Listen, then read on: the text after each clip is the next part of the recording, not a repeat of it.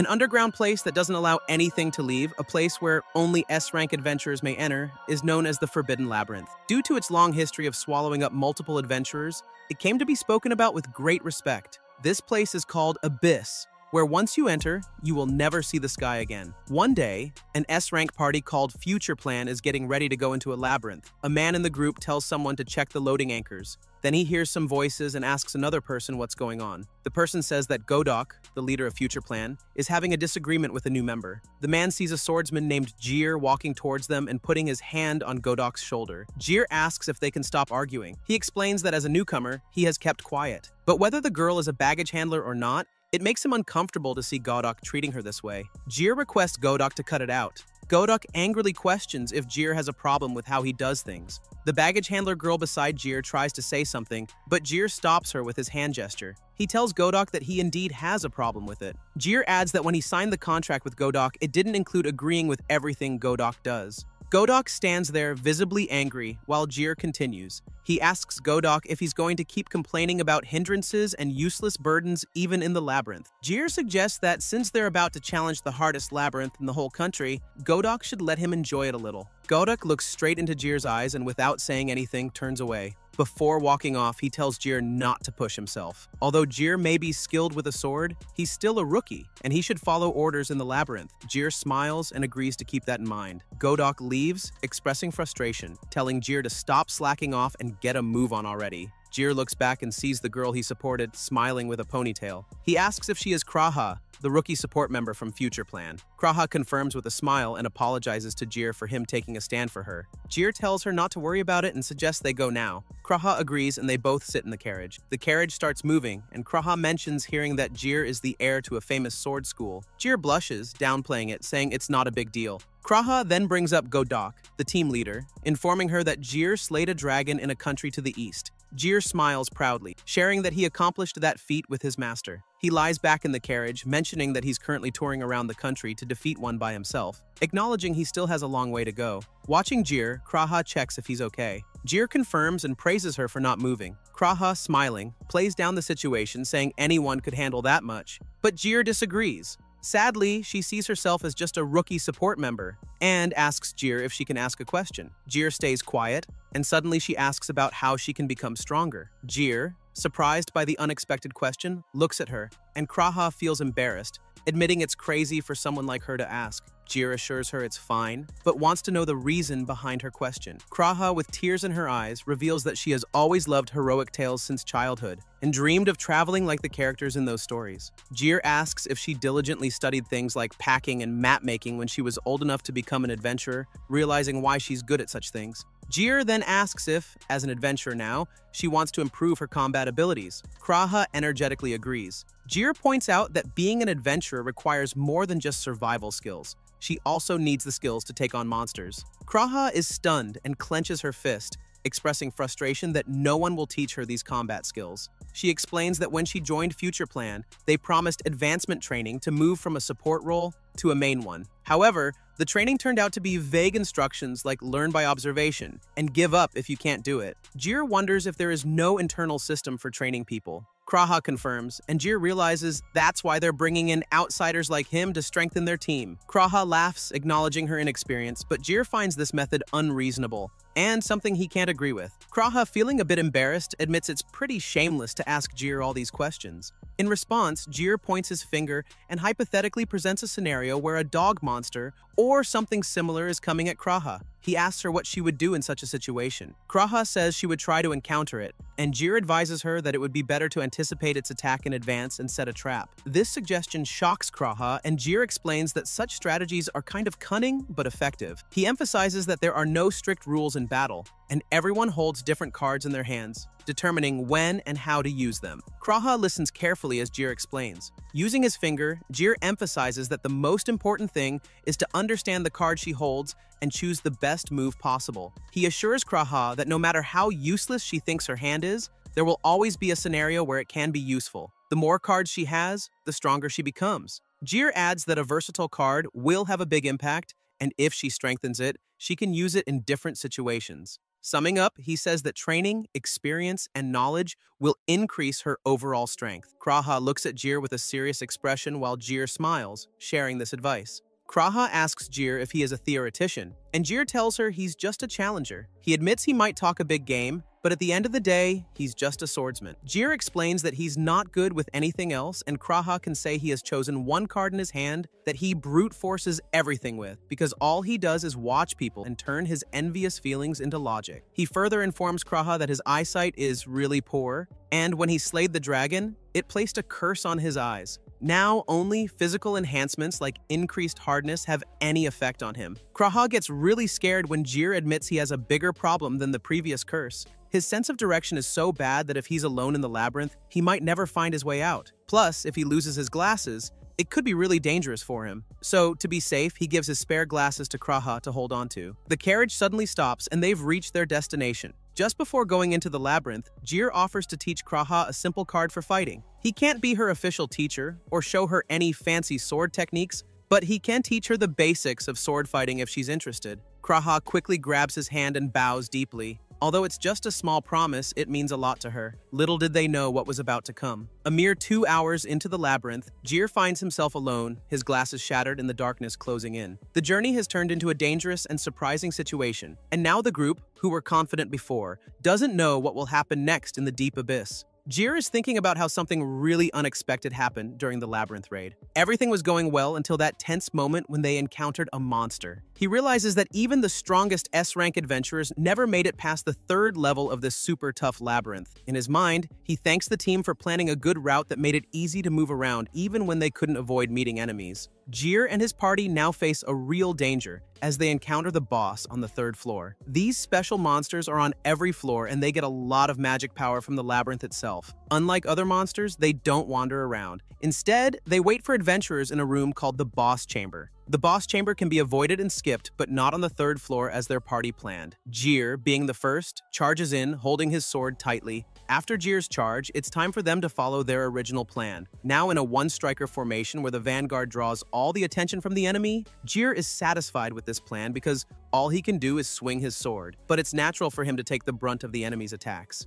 It's easier for him than worrying about others, and it's good physical training too. Jir looks back to see what's happening, as there's no logistical support, and there's Godok, the leader. The demon swords closely linked with the man himself disappear after using an excess of mana. Godok, realizing the floor boss is extremely strong, steps forward and unleashes his demon sword. Jir looks at Godok, and Godok looks back, silently ordering him. Jir nods, indicating that he will buy some time. Jir jumps in the air to attack the floor boss, and at the same time, Godok uses his power. Unfortunately, Jir is within the range of this power, and he's shocked to realize that Godok didn't wait for him to finish his strike. Everything goes completely dark for a moment due to the flash of Godok's power. Jir has no time to avoid it, and a massive blast occurs, creating a hole in the labyrinth. Jir finds himself falling into that hole, thinking that only the boss floor was his and no one else, as he sees that he's not alone in the fall. Finally, he gets to see the real face of his party leader. The floor boss, whom Jir briefly considered a friend, tries to attack him while they are both in the air.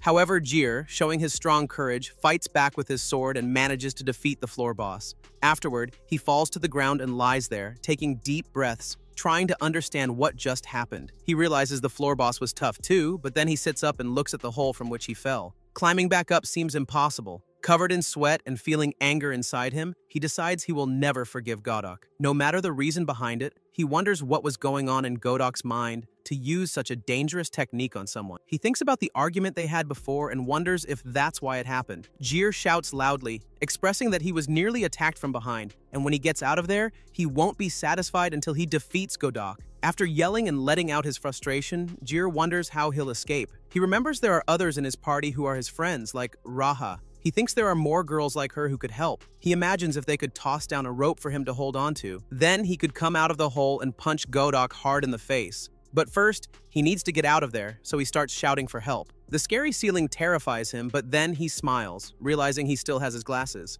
Happily, he takes them off and shouts that his glasses are fine, which is crucial, because without them, he wouldn't be able to go on. As long as he has them, he believes he'll be fine. Raha sits on the ground, trying to make sense of what she just saw. She can't believe her eyes. She remembers the moments when she first met Jir. Then, she hears Godok's voice. saying it was an unfortunate accident. He adds that if the third-floor boss can withstand an unleashed demon sword, it's too much for them. She doesn't widen as she wonders if they're leaving Jir behind like that. Anger builds in her as she shouts at Godok, accusing him of intentionally aiming at Jir. She points out that someone as skilled as him wouldn't make such a mistake. Raha tells Godok that he did it on purpose. Godok gets angry and lifts Raha by her neck. He menacingly asks her what she's going to do about it. Raha responds that she will report Godok to the guild for attacking a fellow member from behind, breaking the rules. She adds that Godok is also responsible for injuries caused in the labyrinth due to negligence and emergency evacuation. Raha tells Godok that no matter how he tries to walk away from it,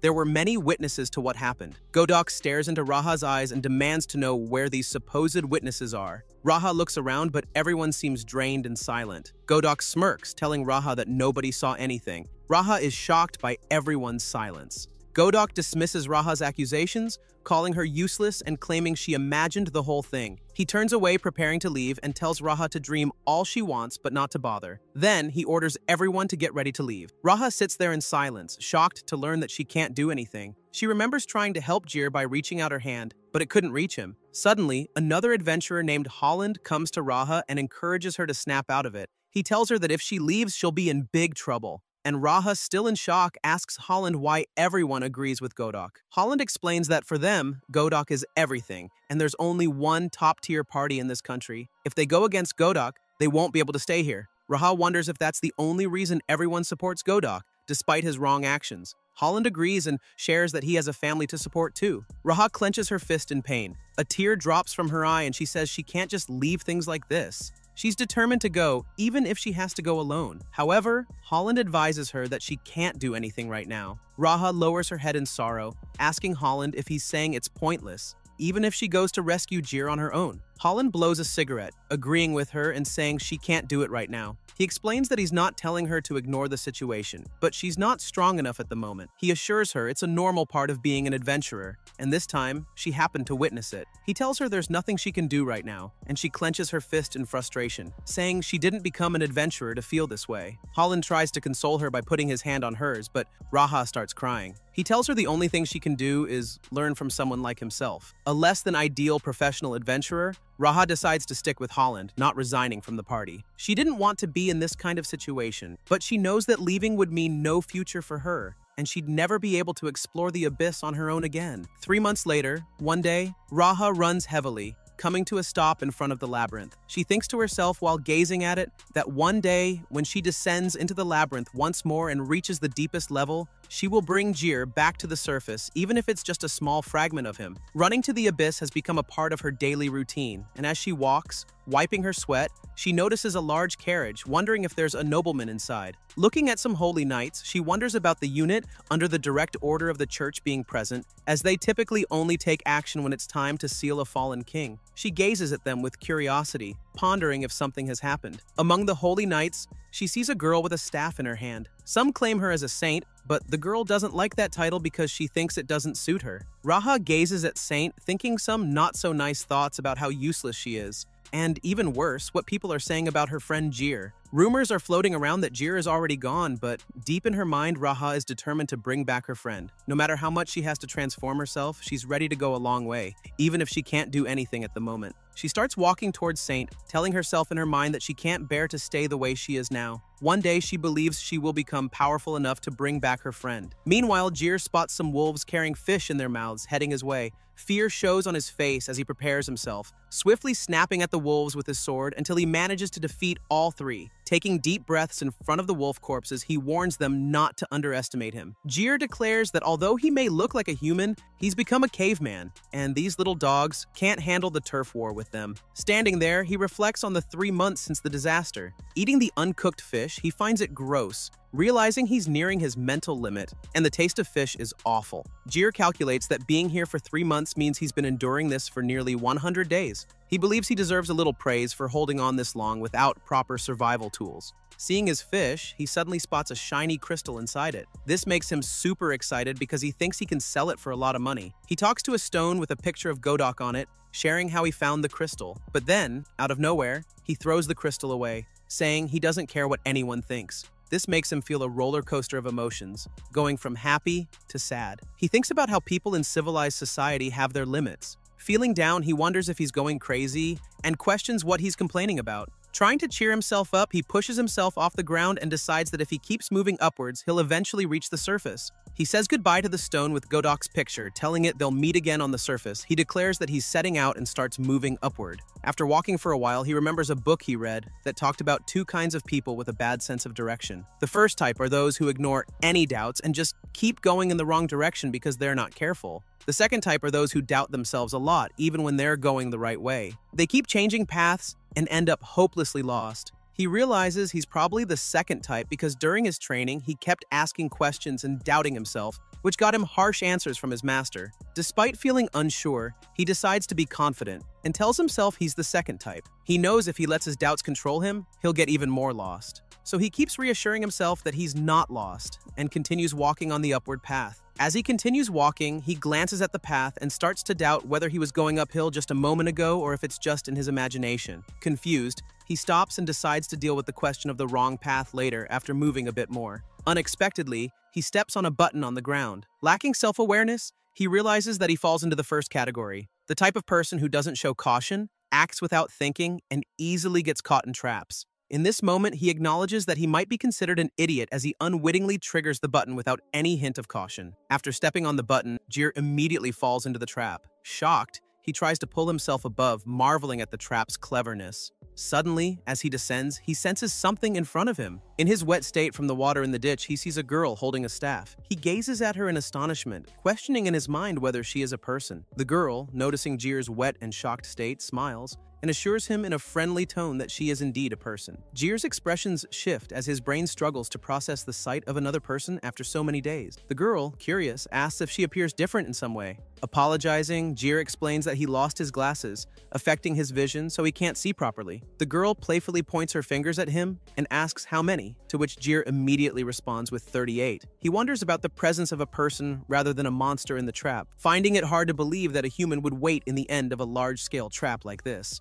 All of a sudden, a big monster shows up behind the girl. Jir sees it and grabs his sword tightly, getting ready to fight. The girl, still smiling, says again that she's a monster. She doesn't know about the monster behind her, but Jir is ready. Quickly, he uses his sword skills, first the secret sword arts, then another one called Moon Dream, and cuts the monster into 2 pieces. After defeating the monster, Jir is really excited. He touches the girl's hands to make sure she's a person. Happy to find out she is, Jir looks at her with a big smile and clear excitement on his face can be seen, and the girl also smiles back. The girl sits on the floor and touches the ground with her fingers, feeling it like a groove. She informs Jir about it, who wonders what she means by groove. The girl suggests he touches the ground to feel it himself. She speculates it's likely a magic circle and asks Jir for his opinion. Jir, admitting he's just a swordsman, expresses uncertainty. The girl ponders the situation, while Jir, standing nearby, reflects on how he ended up here. After a brief silence, Jir asks the girl if she's here to conquer the labyrinth. She confirms, mentioning that the church brought her here. Jir wonders if she's now wandering these steps alone. The girl agrees, and Jir, looking at her with empathy, realizes she's been betrayed too. He shares his own experience of being betrayed by his team leader while fighting a floor boss. The girl explains that's not what happened. Jir, confused, asks her to clarify, and the girl thinks she triggered a teleportation trap, something she had read about in adventure novels. Jir asks if she's feeling disheartened, and the girl replies that it's not the case. The holy knights who accompanied her did a good job. They escorted her to the 4th floor, a place no one had reached before. However, she started feeling sluggish, and it seems she was the only one caught in the trap. Jir, shocked, wonders if she's not an adventurer. The girl confirms this and asks if it's okay to share. After a moment, she tells Jir that she and the holy knights came to investigate the labyrinth. Jir, still confused, asks if she means the labyrinth itself. The girl confirms, explaining that the church leader sent something ominous here about 3 months ago. Unfortunately, she didn't notice at that time because she was lying in bed with a stomachache from eating too much for lunch. Jir asks if he can request something. The girl smiles and asks, "What is it?" Jir tells her that since she is from the church, she must be able to use sanitation magic. He asks her to fix him up since he looks like a stray dog on a rainy day. The girl smiles and tells Jir that she didn't want to say it first, but he surely stinks like the sludge from a drainage ditch. Jir feels a bit bad and asks if it is not a bit of an exaggeration, but the girl roasts Jir really bad by telling him that he really exactly smells like that. She tells him not to worry and uses her magic on him, and within a few seconds, a flash appears on Jir. Jir feels the particles of dirt flying away from him, thinking that if he had met her just 3 days later, he would have probably reverted to a completely feral state and attacked her without hesitation. However, after a few seconds, Jir looks fresh, as if he has just taken a shower. He thanks the girl for saving him and informs her that he feels like a brand new person now. The girl's face looks a bit confused, and Jir asks, "What's the matter?" The girl asks Jir if his eyes are cursed, and Jir asks how she could tell. The girl asks if she is prying too much. Jir feels a bit embarrassed, saying he is not trying to hide something and he has an idea on how to break the curse, so she does not need to fuss over it. The girl smiles and Jir again appreciates her, saying he has been impressed by her sanitation magic and her recognition of curses. The girl blushes at Jir's compliments and tells him that he is also pretty impressive himself. Jir stands in confusion, wondering why she is complimenting him, and the girl tells him that this kind of crab monster is quite strong, and Jir defeated it in a single strike, so he is probably even stronger than the Holy Knights. Jir, with a smirk, ready to unleash his sword, says this is the only thing he can rely on. He looks at the two monsters behind the girl and immediately uses his sword to charge at them, killing them with one strike. Jir smiles and says they can't settle down for a chat here, so he asks her to change location. He asks her if she is okay to come with him because he knows a safe place. The girl agrees and they both start walking with big smiles on their faces. Jir tells her his camp is not even 5 minutes from here, but he got swept away by the water, though he knows where it is. Since there were many paths from there, Jir again got lost and went in the wrong direction, which took them 5 hours to arrive at the camp. After walking for 5 hours straight, they both look tired and Jir apologizes to her for this, asking her to sit on the stones. They both sit beside each other and the girl says, "Let me formally introduce myself." Jir looks at her and the girl with the smile introduces herself as Lily Leia of the church. In response, Jir also introduces himself as Jir. While laughing, Lily Leia tells him that he can freely call her Lily, or Leah, or even Big Sis Leah. Jir wonders why Big Sis. Lily tells him that despite how she looks, she is actually over 20. Jir, who is 19 years old, starts wondering how she looks so young and if she is really that old. Many questions about her hierarchy, class, and society rise in his brain. Jir asks if he should speak more formally with her, and Lily tells him there is no need for that because she actually likes this more since the people around her are always so stuffy. Jir apologizes again and Lily tells him it's fine, expressing her desire to be more frank as well. Jir feels relief and says he would like to talk about his situation. Lily tells him there is no need since she has already heard it. Jir looks at her with a confused face and Lily informs him that before she entered the labyrinth, a cute, short, gray-haired girl asked her to take care of Jir. Jir wonders if she was Kraha, thinking he thought he was abandoned. But realizing Kraha still has not forgotten about him, he thinks that if it had been him, he would have assumed that someone was dead, especially if they didn't return after 3 whole months, particularly in the hardest labyrinth. Tears fall from his eyes as he realizes Kraha is still certain that Jir would be alive. But Lily informs him that Kraha asked her to bring back, even if it's just a bone from him. Jir understands that now it makes sense since he's been stuck here for so long. It feels good after realizing that at least one of his friends is worrying about him. Lily asks Jir how he is this deep in and why he is at this place all alone. Jir explains he was knocked down to the very bottom at first, leaving Lily in shock. He says he doesn't know if it was intentional or not, but he ended up being attacked from both sides by the floor boss and a guy from the same party as him. Since then, he has been wandering around, trying to find a way up, but he never managed to find the original floor. As days passed, he started to revert back to a caveman. While mumbling to himself and walking undeterred, he was swept away by water, and suddenly Lily was right before his eyes. With a smile, he thanks Lily for saving him from the curse of the caveman. Lily tells Jir that he is pretty slender for a caveman, and Jir responds, saying it is hard to bulk up when constantly traveling, and he can't build up a large, stable stock of food. Lily agrees, saying the guy from Jir's party was such a meanie, and they will protest against him when they get out of here. She tells Jir that she will also go with him. Jir thanks her and wonders if this is really the attitude of a big sister. Jir, then returning to the topic, says even though he starts out on a lower floor, he should be making a fair amount of progress in getting back to the surface over the last 3 months, so they should be able to make it out of here eventually. Lily, with a smile, asks if that means they just need to keep climbing upwards, and Jir, with a serious face, confirms it. Jir asks Lily if she is aware that there are floor bosses here, and Lily tells him she knows about them. Jir explains he knows the path to the next floor, but there's a big monster he can't beat right now. Jir explains that he has already found the path leading to the next floor, but a monster is blocking it. He mentions that the monster isn't necessarily stronger than him, but it's incredibly tough, and he can't see any weak points to exploit with his sword. Sadly, looking at his sword, he informs Lily that if he tried to stab through the monster with his force, his sword would break. Lily asks if having his glasses would make a difference, and Jir responds that he doesn't want to make excuses. The truth is, he admits he's just inexperienced, and with more skill, he could force his way through. That's why he has been training there for a little while. He adds that it's convenient with a watering hole, so he doesn't have to struggle to find something to drink. Lily asks him in confusion, "What do you mean by watering hole?" and calls Jir blind like a bat. Jir wonders why she's saying this to him. Lily dips her hand in the fluid and asks Jir if he really thought it is water. Jir's facial expressions disappear, and he tells Lily to cut it out because it looks creepy. Lily looks at Jir with a smile and tells him she will clean the inside of Jir's stomach later. And for now, let's go to the chamber. Jir tells her his stomach is hurting right now and he can't kill that monster. Lily winks at Jir and says, "Big Sis is pretty amazing herself, so she will help him win with ease." She makes a funny pose, telling Jir that she will make him a real caveman. Jir wonders if she will do this with the enhancement spell. Lily smiles and confirms it. Jir calls it useless, saying he is saving his strength by now, and the real problem is his sword because it won't be able to withstand his strength. Lily asks if it is cheap, and Jir informs it is so blind. Lily points out that Jir claimed to be a humble swordsman who knew nothing about magic, and she thought he was stronger than the Holy Knight. Jir disagrees, saying he never claimed to be stronger than her Holy Knights, and asks her not to make nice changes to his words. He explains that no matter what kind of sword you use, slamming it with a lot of force can make it shatter. That's why he likes having a spare sword ready, and he bought this one just in case his old one broke. He adds that it wouldn't be a problem if he could find the right place to strike. Before he can finish, Lily cuts in and asks if it's because he doesn't have his glasses. With sad eyes and frustration, Jir agrees. Lily, with a smile, asks Jir how many times it would take to beat the floor boss. Jir, sitting on a stone,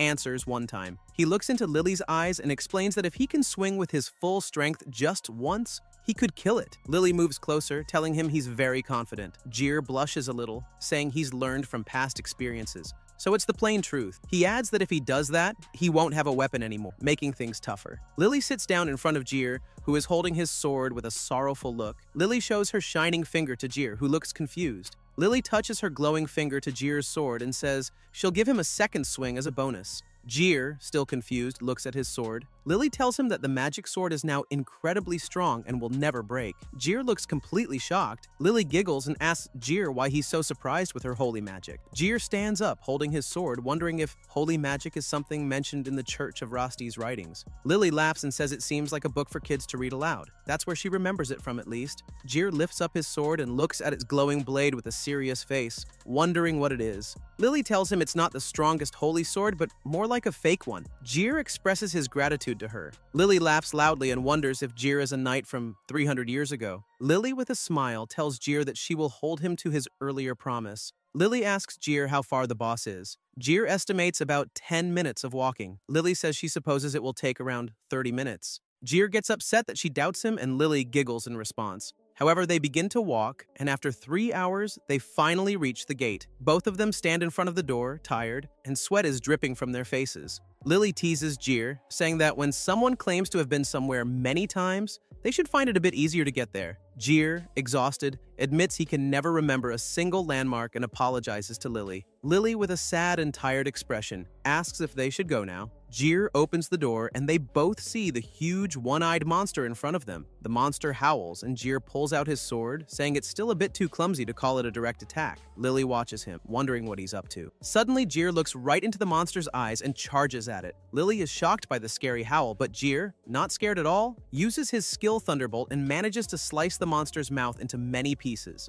Lily watches Jir fighting nervously, while Jir, after defeating the floor boss, thinks in his mind that he may need more practice. After Jir defeats the monster, he puts his sword away and stretches his neck. Lily, smiling, asks if he's okay and wonders if the coating on the sword was weaker than expected. Jir smiles back and says it's all right. He's just surprised because it's the first time he used that move without breaking his sword. Lily laughs and teases him about talking big, but not delivering. Jir looks at her, realizing she's not ordinary. The spell she used should be too advanced for a regular church member. He wonders if she's as strong as higher-ranking church officials. Lily notices Jir deep in thought and tries to snap him out of it. it. Jir, lost in contemplation, wonders if a skill like Lily's is hard for someone as young as her. He remembers Lily saying she's 20, thinking she might be a seasoned woman named Lily, out with a cute, youthful voice. Lily sits there, wondering why Jir keeps staring at her without saying anything. While Jir, lost in his thoughts, stares at Lily and wonders if he is an idiot. Jir starts looking at the roof, and Lily asks him if he is crying, but Jir tells her he is just feeling a bit shocked. No doubt the last 3 months in the cave alone have transformed Jir truly into an idiot.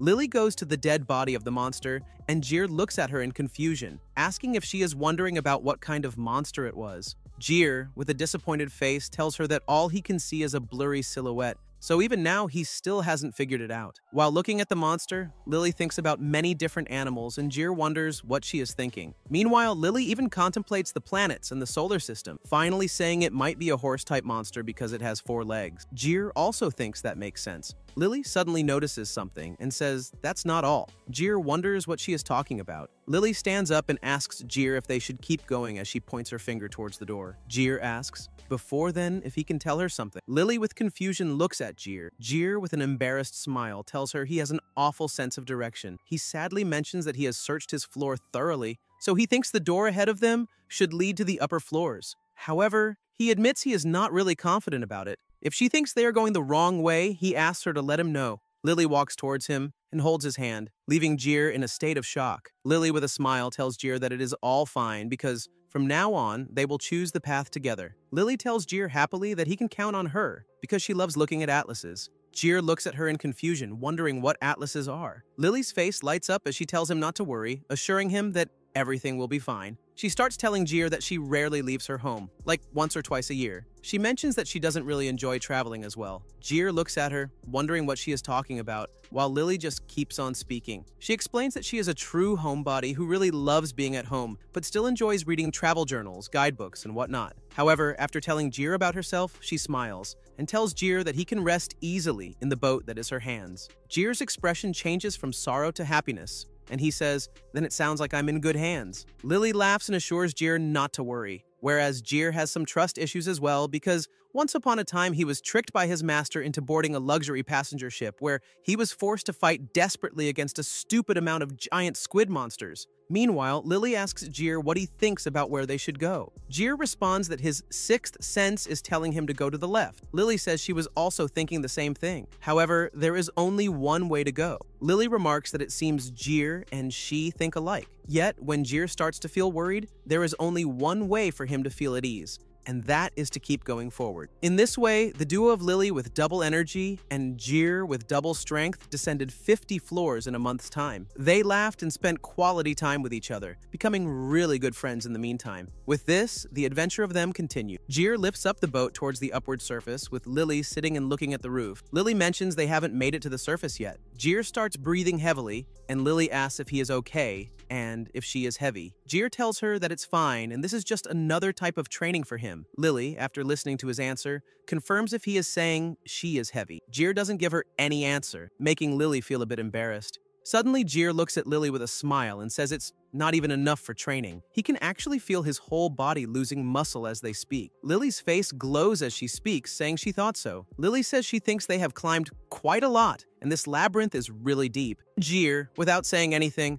just keeps breathing heavily. Lily becomes frustrated and says she wonders how all the holy knights are doing. She hopes they are not mad that she disappeared. She looks at the roof and says maybe that's a little too selfish to ask. She wonders how she will apologize to them when she gets back, assuming that everyone is going to be mad at her. Meanwhile, Jir, after resting for some time, grabs the boat again and starts walking. He says he has been thinking it might be just his imagination, but he thinks it's about time he mentioned it. Lily wonders what he is talking about, and Jir, after taking long breaths, asks with frustration if they are lost. Lily looks at Jir's face covered with sweat and remains silent. Jir, with frustration, starts speaking. He knows he fell a fairly great distance when knocked down from the 3rd floor, but he doesn't think it was this far. He insists there is no way he fell so far that he would not be able to reach the surface even after climbing upwards continuously for 4 months. Lily tells Jir that it is impossible, but Jir stops her with his hand and says it is tough to recognize their own mistakes, and he is painfully aware of that fact. He asks Lily if she does not think it's the time they should accept their mistake. His frustration increases as he says perhaps they are idiots, plowing ahead at breakneck speeds on the completely wrong path. Lily looks at Jir with a serious face and asks if he knows there are two types of people with a poor sense of direction. Jir goes silent and listens to her. Lily smiles and points her finger towards Jir,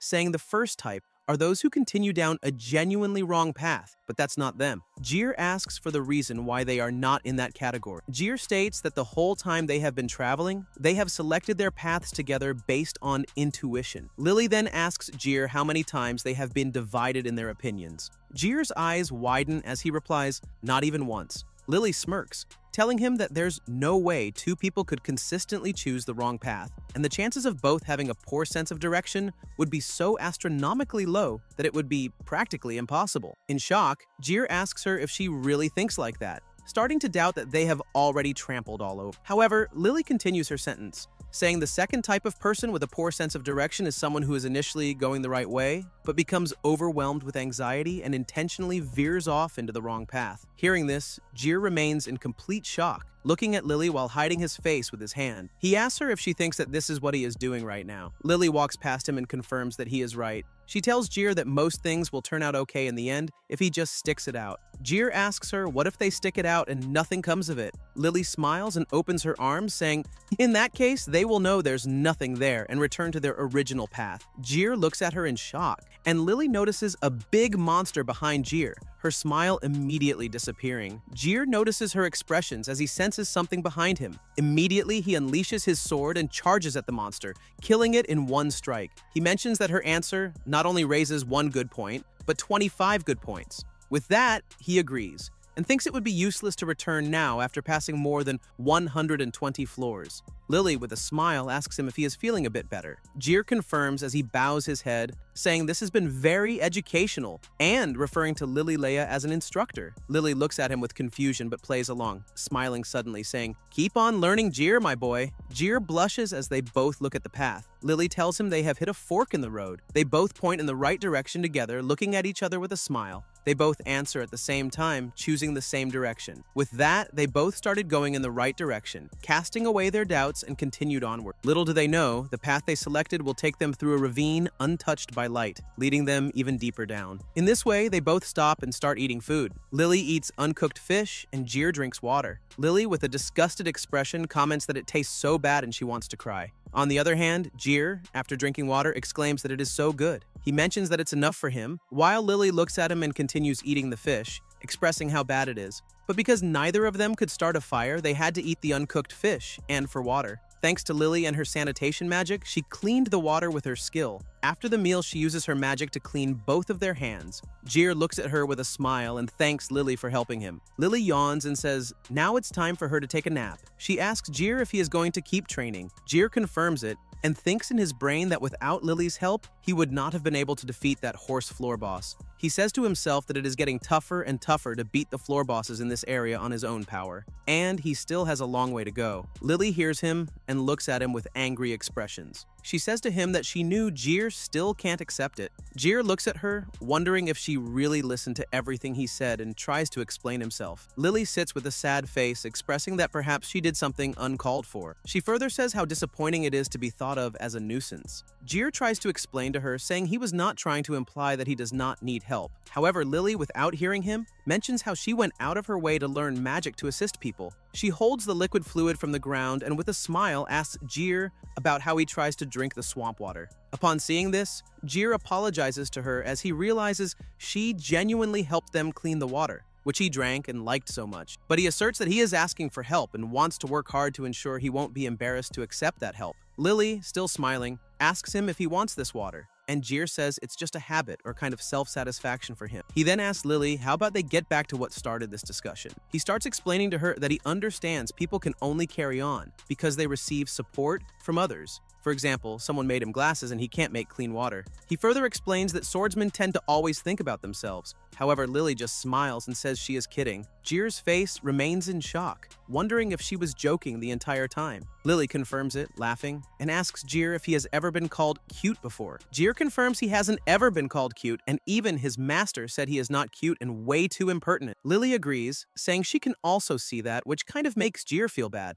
Lily laughs and says sometimes Jier starts to talk more formally, and it would be better if you were more direct. She laughs, saying she thinks it is cute when he is trying to force himself not to use formal language. Her face glows as she keeps laughing, saying teasing younger men is always so much fun, whereas Jier looks at her annoyingly. Jier gestures, signaling to Lily to drop the topic, and he asks her to go to sleep. Lily agrees and wishes him a good night. After that, Jier starts walking, thinking Lily can be troublesome at times. He keeps repeating this thought. As he reaches the Swampwater River, he sits beside it with crossed legs. While there, he starts contemplating Lily and his cheeks blush. He wonders if he is in love with her. He thinks to himself that he can't concentrate on training because of that, reminding himself of his master's advice not to get involved with. He recalls his master, who has been divorced 5 times. 5 years ago, Jier told his master that it was the master who was wrong in the head. Without even thinking, his master worked him several times harder than before. Sitting there, Jier thinks that his master's words hold some weight, and he had been avoiding getting close to women until now. However, he feels it's becoming unavoidable. Reflecting on the 3 months spent alone in the labyrinth without seeing daylight, he recalls prowling around in a dirty state until Lily, a good-natured woman, appeared. He realizes he has already spent a month alone with Lily and has started to develop feelings for her. Gazing at the ceiling, he acknowledges that he has never felt this way before. He had a guardian until 3 years ago, when his master suffered a back injury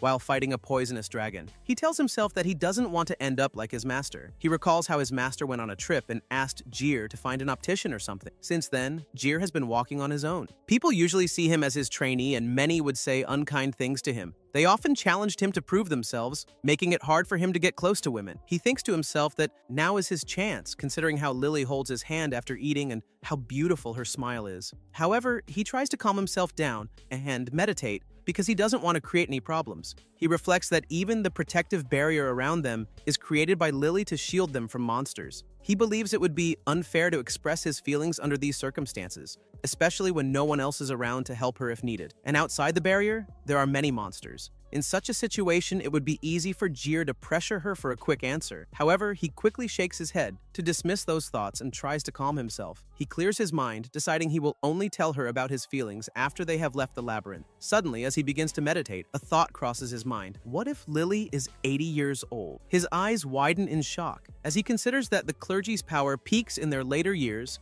and a young person couldn't use holy magic so skillfully. He believes Lily might be close to 80 because he has only seen a blurry outline of her body, not even her face. He also assumes that the only reason she holds his hand is for casting spells, not because she has any feelings for him, and he calls himself foolish. In his thoughts, he imagines Lily as a cheerful merry woman with cute habits and soft hands who smells incredibly good, but is also 80 years old. He convinces himself that there's no doubt about it and shouts to himself that this is the truth. Suddenly, Lily hears him shouting from behind and asks him what's wrong. Jier gets a great shock because he didn't realize that Lily was standing there. Lily complains to him for shouting in her face, and Jier apologizes, asking what's going on. Lily explains she thought Jier might be feeling a bit cold while going to sleep, so she used her magic. Without touching Jier, she creates a warm cover over him, and Jier notices her using magic. Jier suddenly feels warm, and Lily mentions it will last for the next 10 hours, advising him not to stay up too late. Jier wonders if she did the magic without touching him, and he asks her to confirm. Lily replies that she doesn't need to touch him for this magic since she's been practicing, and she tells Jier she's leaving. Jier sits there in shock, questioning why she touches his hands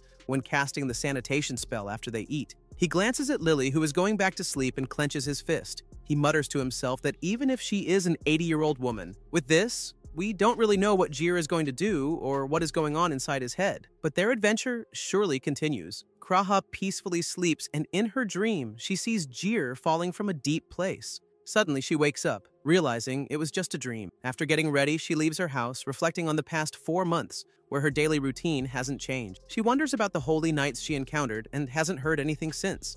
Everything seems unchanged, as if nothing really happened. While running, she thinks of it as a dream, only she knows. Pausing to catch her breath, she contemplates how her daily life keeps going like a wheel, with only the seasons changing and now fall is ending. She takes deep breaths and suddenly Holland appears, saying, "Young people are impressive." Kraha looks at him and asks if he's doing solo training. Smoking his cigarette, Holland casually mentions it's nothing serious. He's just keeping his kids company as they've been complaining about gaining weight. He explains they are quite far behind and he left them in the dust without noticing. Kraha hears this while stretching, and Holland continues smoking and taking deep breaths. He observes Kraha and comments on her being covered in sweat, asking how far she runs. Kraha shares that she runs at least an hour each day and does 5 sets of 10 sprints with varying distances, and turns included. She mentions that it depends on the day, and today she had planned to do 10 uphill runs without using any special boosts. Holland smiles and praises her, saying that an adventurer who's quick on their feet is a good one. He adds that she might not like hearing it, but Kraha insists that she's okay with it. She looks confused, but Holland advises her not to harm her body too much and mentions that the church can heal most injuries. However, he emphasizes that no matter how skilled she is, once something bad happens, it can be challenging to recover. Suddenly, they notice some church carriages approaching. Holland comments on the timing, calling it "speak of the devil." Kraha agrees, and Holland notes that church followers are used to waking up early. He suggests they've been working hard. Kraha looks at them, pondering, while Holland continues smoking his cigarette. In her thoughts, Kraha wonders if they finally discovered something important. Holland talks to Kraha about how those fancy carriages are not usual in this town, and he thinks they only started appearing last month. He mentions it wasn't the church doing it back then. Kraha wonders if more knights are on the way, and Holland explains that the church also has knights. He says knights usually don't take action unless it's something big, like preventing the fallen king from coming back. Closing his eyes, he takes a deep breath, thinking he might be overthinking it. Meanwhile, Lily looks down, worried she may have caused trouble for Juror. Suddenly, Holland hears his name being shouted from a distance. He stands up and sees his tired children slowly running toward him. They ask how long he's been waiting, and Holland, laughing, calls them lazy while he smokes his cigarette. Kraha just stands still, watching them quietly. Holland says he can't help feeling afraid of things that are both beautiful and truthful. Meanwhile, Holland wishes her good luck. As he leaves, Holland tells Kraha that he believes one day she will become a much better adventurer than him, at the very least. Lily, with a serious expression, promises to give her best effort. After finishing her training, Kraha goes to the home of a holy knight named Arlene, as she was invited by her. Arlene apologizes to Kraha for calling her late at night, and Kraha assures her that it's okay, since she owes her one anyhow. They both take a sip of tea, and Kraha wonders in her mind why Arlene wants to talk to her. Arlene asks Kraha to tell her what happened to their party, if anything. Kraha becomes confused, wondering what Arlene is talking about, and asks her for clarification. Arlene confirms her party had given up on raiding the abyss. Kraha remains in shock and answerless. Arlene wonders if her party did not inform Kraha. With a sorrowful expression, Kraha confirms it but mentions that she knew in a way. She explains that she asked Godok directly what happened, and Godok replied, stating that they have already given up on that raid. Arlene asks Kraha what happened in that labyrinth and wonders what could possibly cause a party that climbed all the way to S rank to throw in the towel so easily, especially since they did not lose even a single party member after only trying it once. Hearing this, Kraha's eyes remain wide open, wondering if Jir was never registered with the party in the first place. Meanwhile, Arlene, still unaware of the real situation, takes another sip and says she'd understand if they had suffered large-scale losses, but it just does not make sense to call off the whole raid after one offensive push. Kraha keeps looking down, lost in her deep thoughts and flashing back to all that happened in the labyrinth, while Arlene continues speaking. She says all she can imagine is that just like them, these guys must have met with some trouble of unknown origin in the labyrinth. Arlene once again asks Kraha why Godok gave up, but Kraha remains silent, drowned in her thoughts.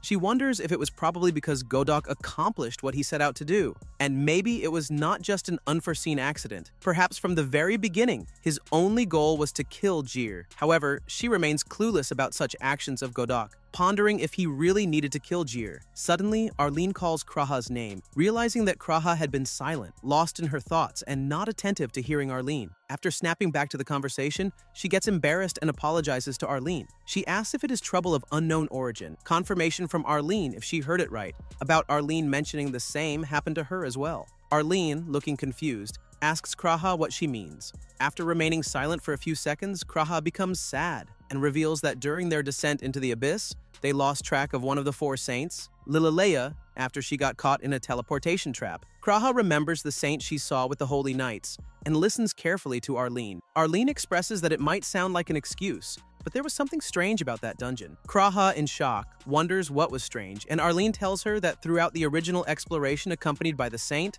they were more on guard than usual, avoiding fights whenever possible and acting with extreme caution. She further explains that the teleportation magic circle was so worn down, it shouldn't have been able to function, yet it activated only when the Saint walked over it. Arlene asks Kraha if it doesn't remind her of traps that can only be activated by a specific target, but Kraha declines, saying it doesn't really. Kraha explains that she heard most traps and magic circles in dungeons are naturally occurring and not complex enough to designate a specific target. Arlene, with a serious face, confirms that Kraha is right, and the knights who started out as adventurers have also mentioned the same. She clenches her fist, expressing that she can deal with failure, but cannot tolerate a failure of unknown origin. Arlene informs Kraha that she believes there's something in that labyrinth, and even the investigation was ordered by the 4 saints themselves. She explains that's why she needs to know what happened to Kraha's party, and why all the other members' lips are sealed. Arlene asks Kraha about why Godot gave up on that raid and inquires about the dead friendly mentioned when they spoke. Kraha looks down in sorrow, remaining silent, contemplating the incident that occurred in the labyrinth. Arlene insists on her giving answers,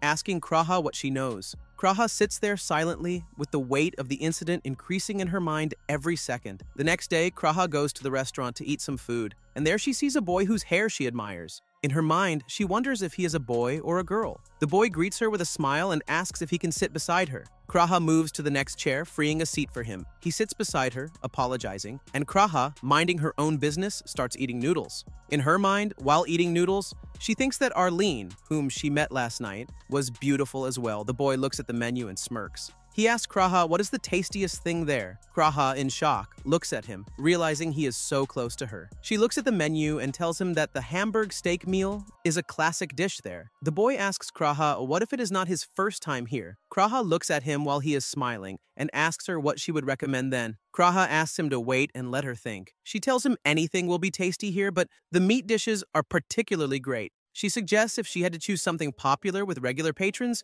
she does not think he could go wrong with the special. She explains that it comes with 3 servings of pork cutlet and as many refills of rice as he wants, and it is enough to fill the stomach of any man, woman, or child. The boy gets happy as he is ready to give an order, but Kraha immediately tells him it would probably be difficult for someone who does not eat much to finish it off, and if he does not eat everything, the owner gets a little upset. The boy thanks Kraha for telling him, fluxes his hand, and says that it is just what he wanted to hear. He smiles and asks the waiter to give him 2 specials. Kraha, the waiter, and even the owner looked at him in shock, wondering if he is really ordering 2. The waiter immediately notes his order, and Kraha explains to him that ordering 2 whole servings is insane. This special has buried reckless challengers before and is enough to satisfy even the hungriest customer. The waiter has created this meal specifically with the desire to leave people so full afterward that they would feel like they are about to pop on their way home. She emphasizes that it is the very essence of the owner's love and tenacity. With shock and panic, she tells him that if he leaves something on the plate, the owner will be angry while the boy remains silent, waiting for his food. Suddenly, the waitress brings his order, 2 specials. Kraha, including the owners, looks at him in shock. The boy assures Kraha not to worry, calling himself a glutton. He starts eating the food, and within seconds, he immediately finishes both plates.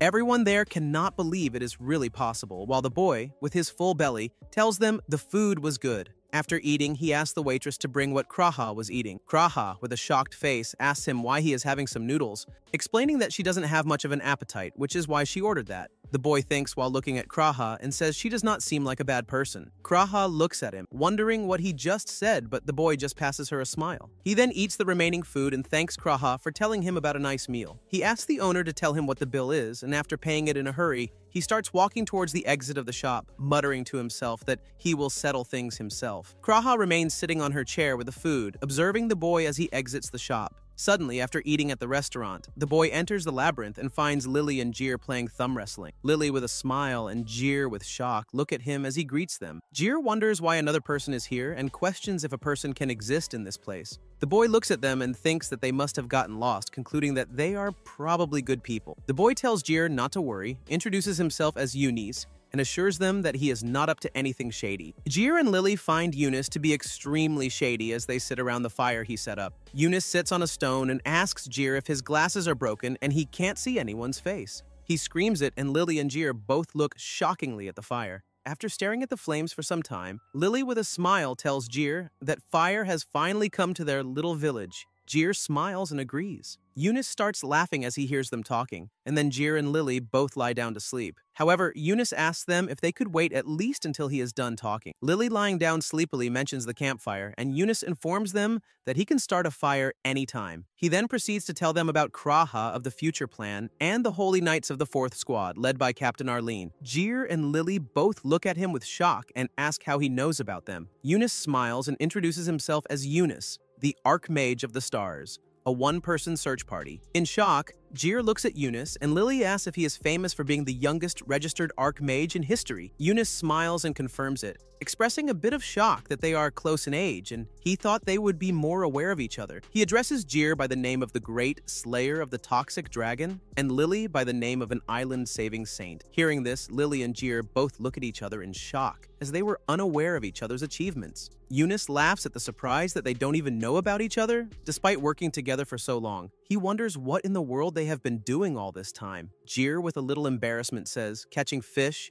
drinking tasty water, and thumb wrestling. Eunice, after hearing that, feels like that would be so much fun. Following that, Eunice asks them how they managed to get all the way down here, mentioning that it was easier for him than for the two of them. He reveals that he made use of the magic circle, which teleported Saint Lily from the 4th floor and then followed her trail. Lily's face looks surprised, whereas Jir remains confused. Eunice, however, tells Lily that he should be the one getting surprised, because the two of them were not satisfied with simply surviving. They even managed to delve into these depths with just the two of them. Eunice says that the evaluations of them being at the height of humanity in terms of ability certainly were not wrong. Lily blushes upon hearing that, while Jir looks at the roof and then shouts loudly, expressing he knew they were still descending. Lily looks at him with disappointment and asks him to count this as a valuable learning experience. Jir questions if she is going to turn it around on him. Angrily, he states that he always agrees to everything, so the person who listens to him is also at fault. Growing more agitated, he loudly insists that everyone should take responsibility for their actions.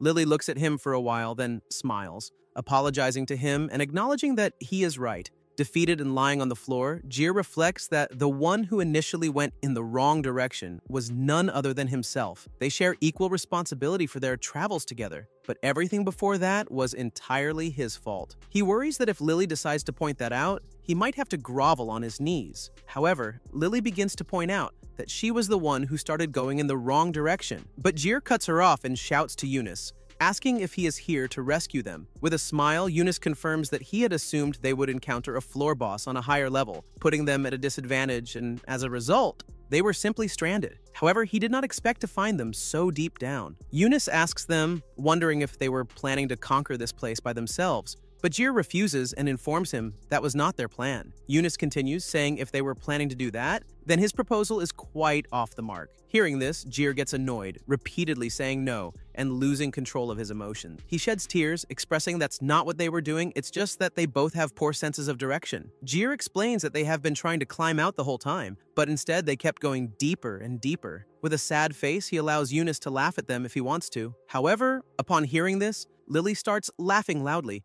and Jir angrily tells her that he didn't ask her to laugh. Eunice starts thinking, and Jir wonders what he is thinking about. Eunice tells them it's nothing, smirks, and says it's an interesting coincidence that they both have poor senses of direction. Jir expresses a bad feeling about it, but Eunice assures him it's completely unrelated. He just happens to know about both of them. Eunice reveals that Jir is the innocent swordsman hero who slayed the toxic dragon that had appeared in an eastern country, and Lily is the saint who prevented an island from sinking. Jir mentions that his master helped him, and Lily adds that she also had the help of the islanders. But Eunice, with a smile, points his finger at them and asks if they know anything about him. Lily guesses if it has something to do with the stars, and Jir asks if he is the youngest Archmage in history. Eunice tells them that it's outside his wheelhouse, so he doesn't really know. Lily wonders if Eunice is the one who created a new kind of magic or something. Eunice, still smiling, confirms it as he starts using his magic with his fingers. He explains that there are a few specific requirements for something to be considered magic, and he wonders how he can explain it to them, making some orbits of stars in front of them. Eunice says if he were to follow their leads and act modestly, he would say that he has only made it this far thanks to meeting his master early on. Confused, Jir asks Eunice to hold up and inform him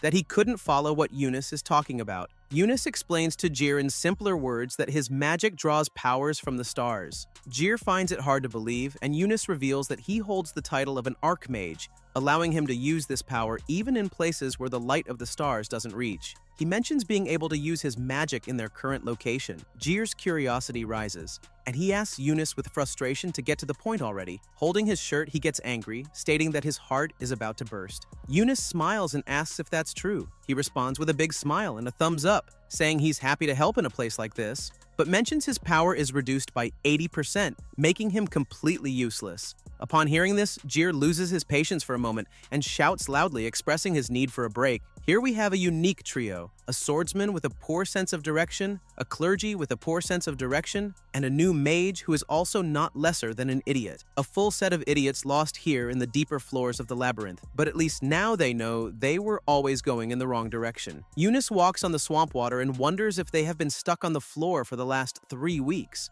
Jir confirms it and shows Eunice the real problem. They point to a huge door which amazes Eunice. Jir tells Eunice that even when he hit it with the sword, there was no response. Eunice just stands there staring at the door, and Lily also confirms what Jir just said. However, Lily tells Eunice that she knows there is something like a magic circle carved into the surface of that door, but she can't see it clearly because it's solid black. Eunice agrees, and Lily asks if he can draw it for her. With a smiley face, Eunice agrees and calls it easy. He uses his power and starts generating blobs of water around. Jir remains in shock, wondering what the heck is happening. Meanwhile, the water splashes down and Eunice controls it with his power. Jir asks Eunice what that is, and Eunice standing beside him smiles and answers that it's a fairly insignificant spell. He explains to Jir that he generated some water to fill the depressions on the surface of the door. After that, he pressed it against the ground, making sure the shape remains unchanged as they turn the page on the book. Lily moves forward as the magic circle appears clearly in front of them. Eunice looks at the circle, confused, and asks Lily what kind of magic circle it is. Jir just stands there, confusion at its peak, as he does not know what they are talking about. However, Eunice wonders if Lily knows about this, considering the coincidence that brought them all the way here. Lily denies it, saying she is not sure if it is a coincidence, but she never imagined it would be so clear. An apocryphal magic circle and an apocryphal beast. Eunice thinks about it, and Lily, with a serious face, reveals that it feels like this labyrinth was likely built by someone linked to the fallen king. The Rasti region has separate scriptures known as apocrypha, distinct from the canonical scriptures. It's not meant for moral teachings or narrative tales. Instead, it details the ancient story of the fallen king, the great enemy aiming to destroy God and the world, and the intense battle with the apostle of God, Rasti. Returning to the story, Eunice playfully teases Lily and Jir about their terrible sense of direction. Jir, annoyed, warns Eunice not to wander off on his own, to which Eunice responds with laughter, declaring himself a part of the group. Eunice highlights how Lily and Jir consistently went in the wrong direction for the past 4.5 months, but still managed to defeat several floor bosses. Lily wonders if this makes them apocryphal beasts. Meanwhile, Jir, looking clueless, listens as Eunice explains that these beasts were used by the fallen king. During his battle with Rasti, some theories suggest these creatures were actually part of the fallen king. Eunice adds that these beasts were so formidable that it took an entire army to defeat just one, and some greater beasts could rival a whole country in power. Jir, with a slightly disappointed expression, concedes that it makes sense, while Lily shoots him an annoyed look. Lily teases Jir, asking if he finds it all a bit exaggerated. Jir, looking confused, clarifies that he's not saying it's a lie, but doesn't seem entirely convinced. Lily playfully pokes Jir's cheeks and reveals that the horse monster he killed is called a nightmare and classifies it as a lesser beast. Jir, shocked, wonders if what he defeated was really a lesser beast, and asks Lily to explain what apocryphal beasts are. Lily shares that she thought these creatures were destroyed by Apostle Rasti a long time ago. Jir questions if that means the rumors are true, and if there are surviving beasts, or if the fallen king created the labyrinth. Eunice chimes in, saying they are getting close to the truth, and at the very least there are some lingering traces here. The magic circle etched into the door is also mentioned in the Apocrypha. Lily questions Jir if he recognizes the magic circle, mentioning it as a holy magic she has seen a few times before. She believes it's a magic circle Rasti used, recorded only in the original and first 7 copies of the Apocrypha. Eunice, puzzled, asks Lily if she doesn't refer to Rasti as apostle, to which Lily confirms and explains her discomfort with that title. Lily notes that the magic circle is not exactly the same, emphasizing it's not a normal protective spell. She clarifies that it doesn't just prevent outsiders from entering, but also stops whatever's inside from getting out. Jir questions if it's a spell cast by Rosti. Wouldn't it be better not to break it? Eunice responds that it's not necessarily the case, as there must be a key to breaking the spell. Lily agrees with this perspective, and Jir contemplates the idea of a key in his mind. Eunice shares that Rosti's identity is uncertain, questioning if she was even a person. He mentions that someone like her should have been able to construct a perfect magic circle. Eunice explains that the magic circle is complex, but has been designed to allow it to be broken by a holy magic user of a certain level and a magic analyst. It's a spell meant to be broken. Jir wonders what it means, and Eunice ponders if this labyrinth is truly linked to the fallen king. He explains that it has become a checkpoint accessible to Rosti herself, or another holy magic user, implying that it excludes those who are not loyal to the fallen king. Jir and Lily gaze at him curiously, and Eunice confesses that he doesn't know the exact implication of this. Disappointed, Jir declares he's going to bed, and Lily chuckles, appreciating it as an amusing archmage joke. She agrees with Eunice that they lack sufficient clues for now. Eunice holds Jir, suggesting they might not have all the information yet. Eunice asks Jir if he has any knowledge as an adventurer. He questions whether Jir researched anything about the labyrinth before entering, to which Jir, looking a bit confused, responds that he doesn't know anything. Eunice laughs and queries if Jir studied the layout. Annoyed, Jir emphasizes that he's not and never has been an adventurer. He was just an outsider. The most he heard about the labyrinth is how strong the monsters inside are. Eunice remarks that it seems Jir hasn't even registered as an adventurer yet. This revelation infuriates Jir, thinking about how much of a trickster Godok is. Eunice adds that he entered such a restricted area. Jir will likely be detained and fined the moment he leaves. Jir sits there in distress, and Lily, smiling, comments on how sorry she feels for Jir. The more she learns about him, Eunice, contemplating the situation, agrees. And Jir frustratedly remarks that they've talked so much about this. Lily suggests that it seems Godok was overly prepared for this and had planned something for Jir from the beginning. Eunice contemplates this, and Lily asks Jir if he has any ideas. Angrily, Jir responds that he doesn't know anything that would make Godok lie to him. Eunice straightforwardly states that he has a hard time believing Jir is an unfortunate idiot. Jir retorts angrily, suggesting that it would be better if Eunice didn't think that way. Eunice expresses his thoughts, saying that one could argue Lily and he were thrown in here on purpose. But Jir, being the greatest swordsman of an era, is too significant to be involved in this matter by accident. Jir, with a frustrated face, mentions that he is not that strong, as he has never beaten his master. Eunice compliments Jir, acknowledging him as the strongest for defeating the apocryphal beast single-handedly, even without fighting at full strength due to not wearing his glasses. Jir feels embarrassed and tells Eunice not to mention that. In his thoughts, Jir reflects on this and starts feeling proud of his strength. Suddenly, Lily hits his finger, warning him that pride is the enemy. Jir experiences pain, shouts, and questions if ganging up on him is the latest trend. Eunice suggests stopping the teasing for now and proposes that the three of them go through the door. Jir and Lily express shock as Eunice proposes going back through the door. Jir, in his thoughts, considers it lame to backtrack after coming so far to conquer the labyrinth. Despite his initial resistance, Jir agrees with a smile, but Lily doesn't seem satisfied. She questions the delay and worries about their safety. Eunice reassures her, mentioning that he informed Arlene in advance about the possibility of a delayed return. Eunice suggests that instead of going to the surface, it might be faster to reach the deepest floor and then use mana from there for teleportation. Jir wonders if teleporting to the entrance is possible, and Eunice confirms it. Lily agrees, raising her hand, and Eunice, with a smirk, remarks on the suspicious nature of the labyrinth. Eunice reveals that 3 saints asked him to investigate the labyrinth's interior when he had spare time. He emphasizes the uncertainty of the effort and time needed to reach this depth again, suggesting that their current collective strength is a unique opportunity. Jir proposes making a deal with themselves, expressing that he and Lily have come this far on their own. Lily agrees, and Eunice, with a big smile, declares his intention to join them, making them an invincible trio. Eunice mentions ominous predictions by the Magic Federation and the discovery of apocryphal beasts and magic, adding that something significant seems imminent. He looks towards the roof and asks Jir and Lily for their assistance in facing whatever challenges lie ahead. Lily happily takes Eunice's hands and expresses her gratitude for his timely arrival, looking forward to working together. Jir, also smiling, thanks him, acknowledging that Eunice saved him from wandering aimlessly with Lily. To decide their way, they decide to play rock, paper, scissors. However, Jir points out that he's at a disadvantage because he can't see what the others choose. Lily suggests he touch their hands to feel their choices, leading to a playful argument about who will decide and how. In frustration, Jir and Eunice declare that they are incredibly useless.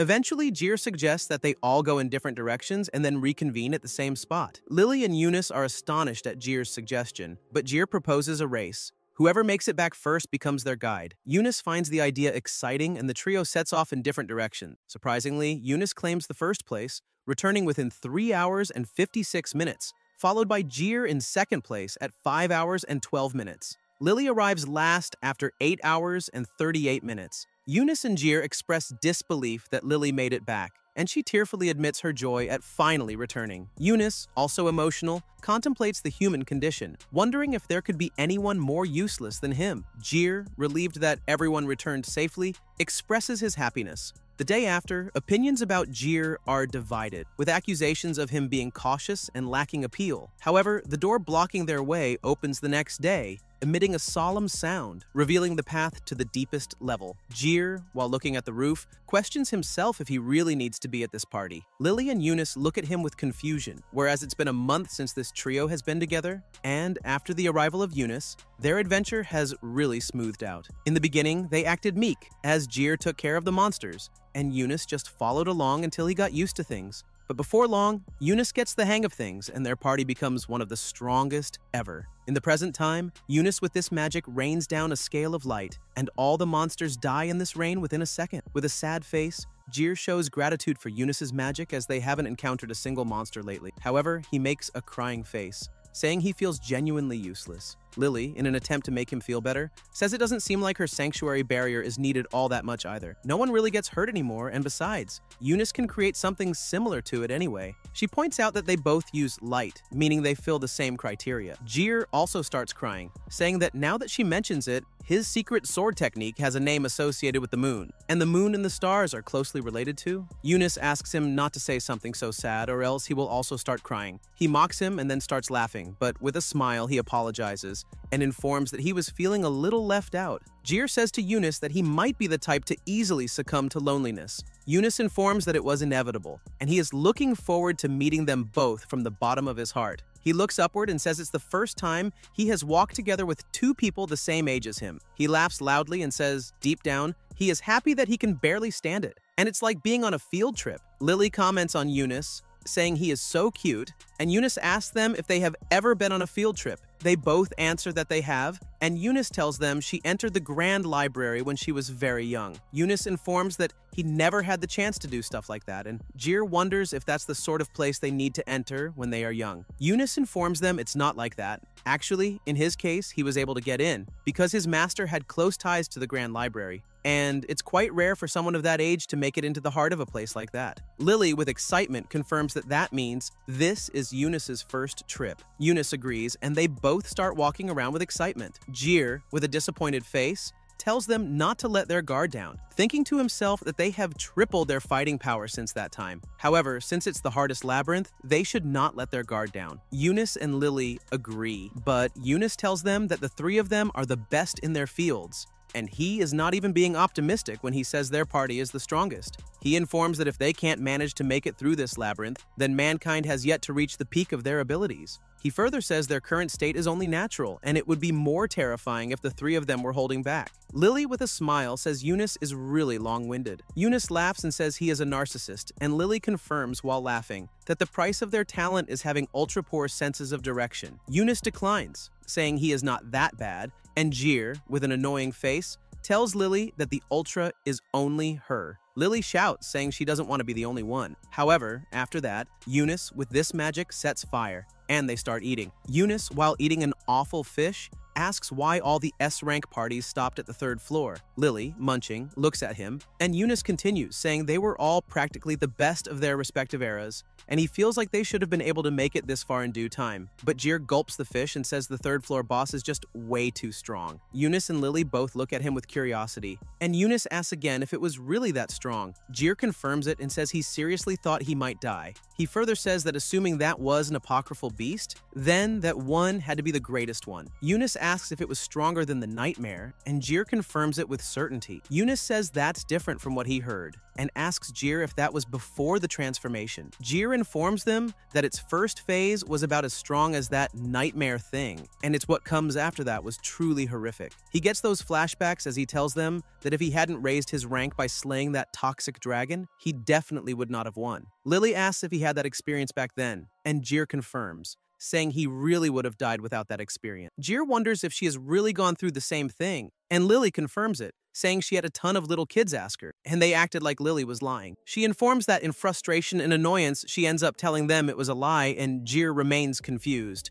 Eunice thinks about it and says despite not being believed, she still explained what it's like. Lily calls Eunice's name, and Eunice apologizes, saying he got lost in thought. Eunice adds that he has no definitive proof right now, so he might be overthinking. Lily, with detective humor, comments that it's what someone would say who is about to die in a detective novel. Jir, with a smile, also agrees. Suddenly, they see the next door, and Jir angrily says it's his turn. They start walking towards the last door, leading into the deepest floor of the hardest labyrinth that would take a total of 10 days to unseal. Little do they know, after 2 days, 2 of these people would lose their lives. On the other hand, Kraha is in shock, looking at her burned house. Holland appears with a cigarette in his mouth and a packet in his hand. He feels sorry for Kraha and gives the packet to her. Kraha thanks him and takes the packet. Holland asks if she is hurt, and Kraha informs him that she is not. She mentions that last night she was doing some clerical work at the party lodgings. Holland asks if the knights are investigating, and Kraha informs him that no, a holy knight is supposed to take a look for her. Holland wonders if they are related, as he informs Kraha that Godok also disappeared last night. With a shocking look, Kraha looks at Holland's face,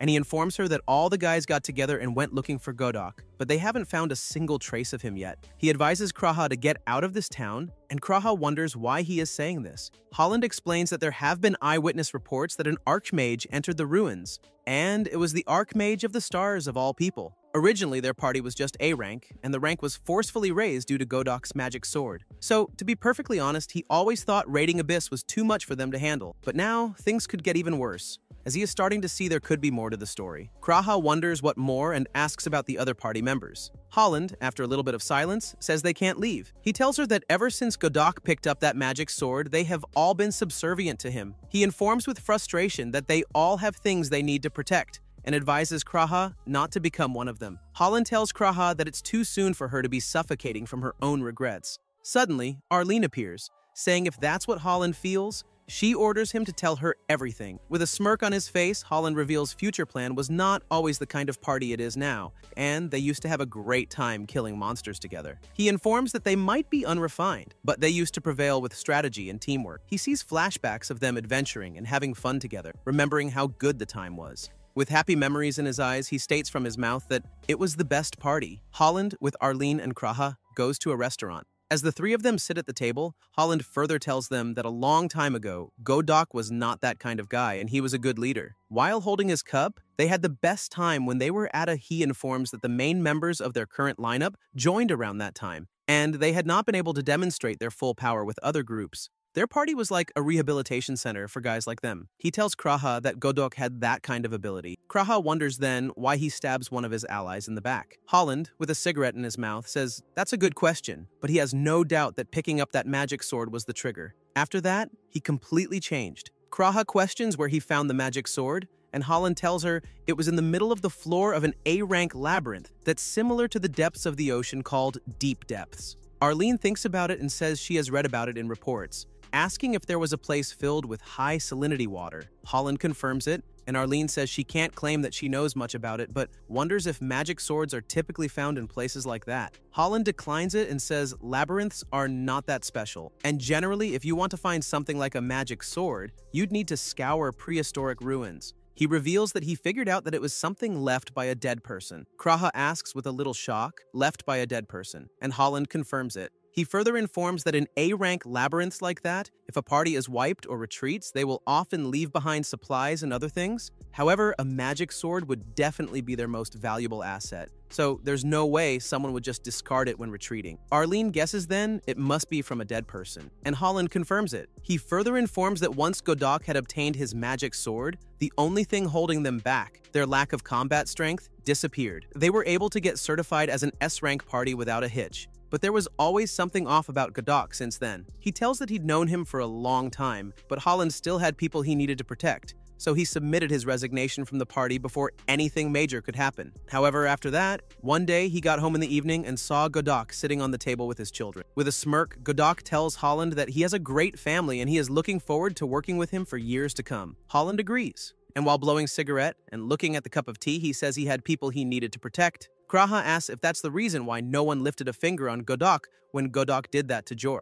Holland, with a little sorrowful expression, says he expects so. Arlene says no wonder no one spoke out. Kraha raises her hand and tells that she knows this is their fault, but asks if Holland is okay for what he is talking about this stuff, and asks what about his family. Holland tells her that the Holy Knights have been hanging around their house for the last couple days. He tells so if Godok happens to come near, he does not imagine that they'll just stand around and watch. He questions Arlene if he is right. Arlene smiles and compliments Holland that he has got sharp eyes and informs reinforcements arrived just a few days ago. Holland takes a sip and winks at her and questions what these recent incidents have to do with them. He asks why is the church taking action. Arlene shares that the Holy Knight commanders suspect the fallen king is related to the situation at hand, and Holland confusedly asks her what she is talking about, wondering if that's not just a fairy tale. He angrily asks, what do apocryphal scriptures from thousands of years ago have to do with what is going on now? Kraha questions if the fallen king is really around in the present today. Arlene says she understands what they are saying, but even now, she does not have a clear answer. But she tells the three saints suggested as much that simultaneously,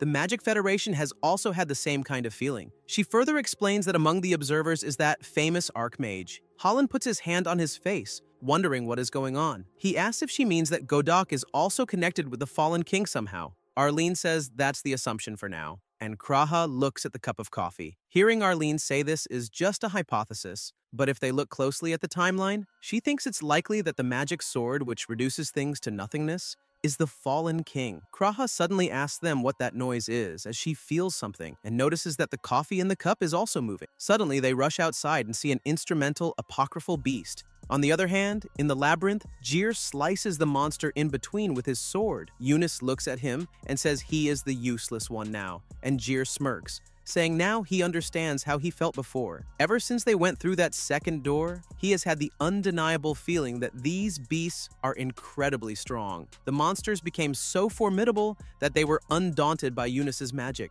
and strong enough to destroy a small village on their own. Jir questions them if it is really a deep labyrinth and thinks about which floor they are on, guessing they are on the 170th floor. He wonders how many floors there are in total, giving a guess of 200 floors. Eunice gives his guess, saying there will be 216 floors. Jir questions why such a half-assed number, and Eunice tells him it's 6 cubed. Lily looks at the roof and says she thinks they are almost at the end. Eunice and Jir both look at Lily, and Lily immediately confusingly tells them it's just a hunch, because the saint says she has a hunch. Eunice laughs, saying that's a convincing argument, and Lily runs behind Jir angrily to punch him. She punches at him, saying she feels much better when she is at home. Jir lies on the ground and says maybe this is what the labyrinth experience is supposed to be. Lily confirms that adventurers have it hard, and Eunice says that in that case, it's definitely not the kind of place you would want to delve into too many times, unless he is with reliable people like Lily and Jir. Jir, in his brain while lying there, thinks if he had continued this adventure accompanying future plan, he'd never have made it this far, and he knows they simply wouldn't have the strength necessary to deal with multiple beasts on the floor.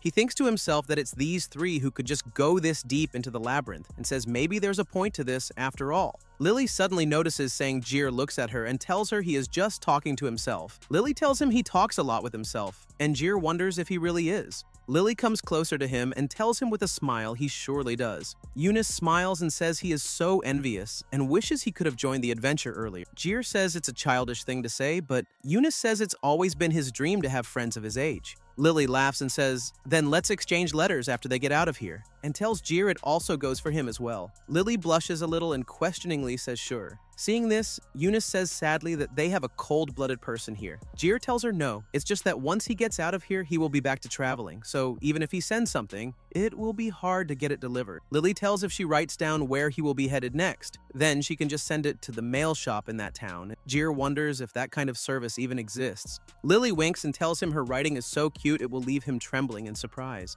Jir keeps on blushing, whereas Eunice, with tears in his eyes, asks Jir if he will do that for him. Eunice says he will send Jir 7 letters a week with a cipher so he can fully enjoy them. Jir, with an annoyed face, wonders why he has to complicate things so much. Eunice and Lily both smile, whereas Jir stands there in confusion. After that, the three of them look at the bigger gate in front of them. Eunice says if Lily's words are to be achieved, they will soon be through the labyrinth. Lily says it's taken so long that she has started to become numb. Eunice and Lily both raise their hands and say, let's proceed without getting overconfident. Jir puts his hand on the door and asks them if they are ready. Eunice, with a smile, says whenever, and Lily, with a punch pose, says wherever. Jir, in his brain, thinks that compared to that horrible beginning, this adventure isn't so bad. He tells them all right. Jir, with excitement, says open sesame and starts opening the gate. Suddenly, he sees something, leaving him totally astonished and shocked. Suddenly, after opening the door, Jir pushes Eunice back and sees a big flying monster in front of him that takes a strike at them. Lily, with her magic shield, stops it and protects Eunice, but Jir couldn't defend it,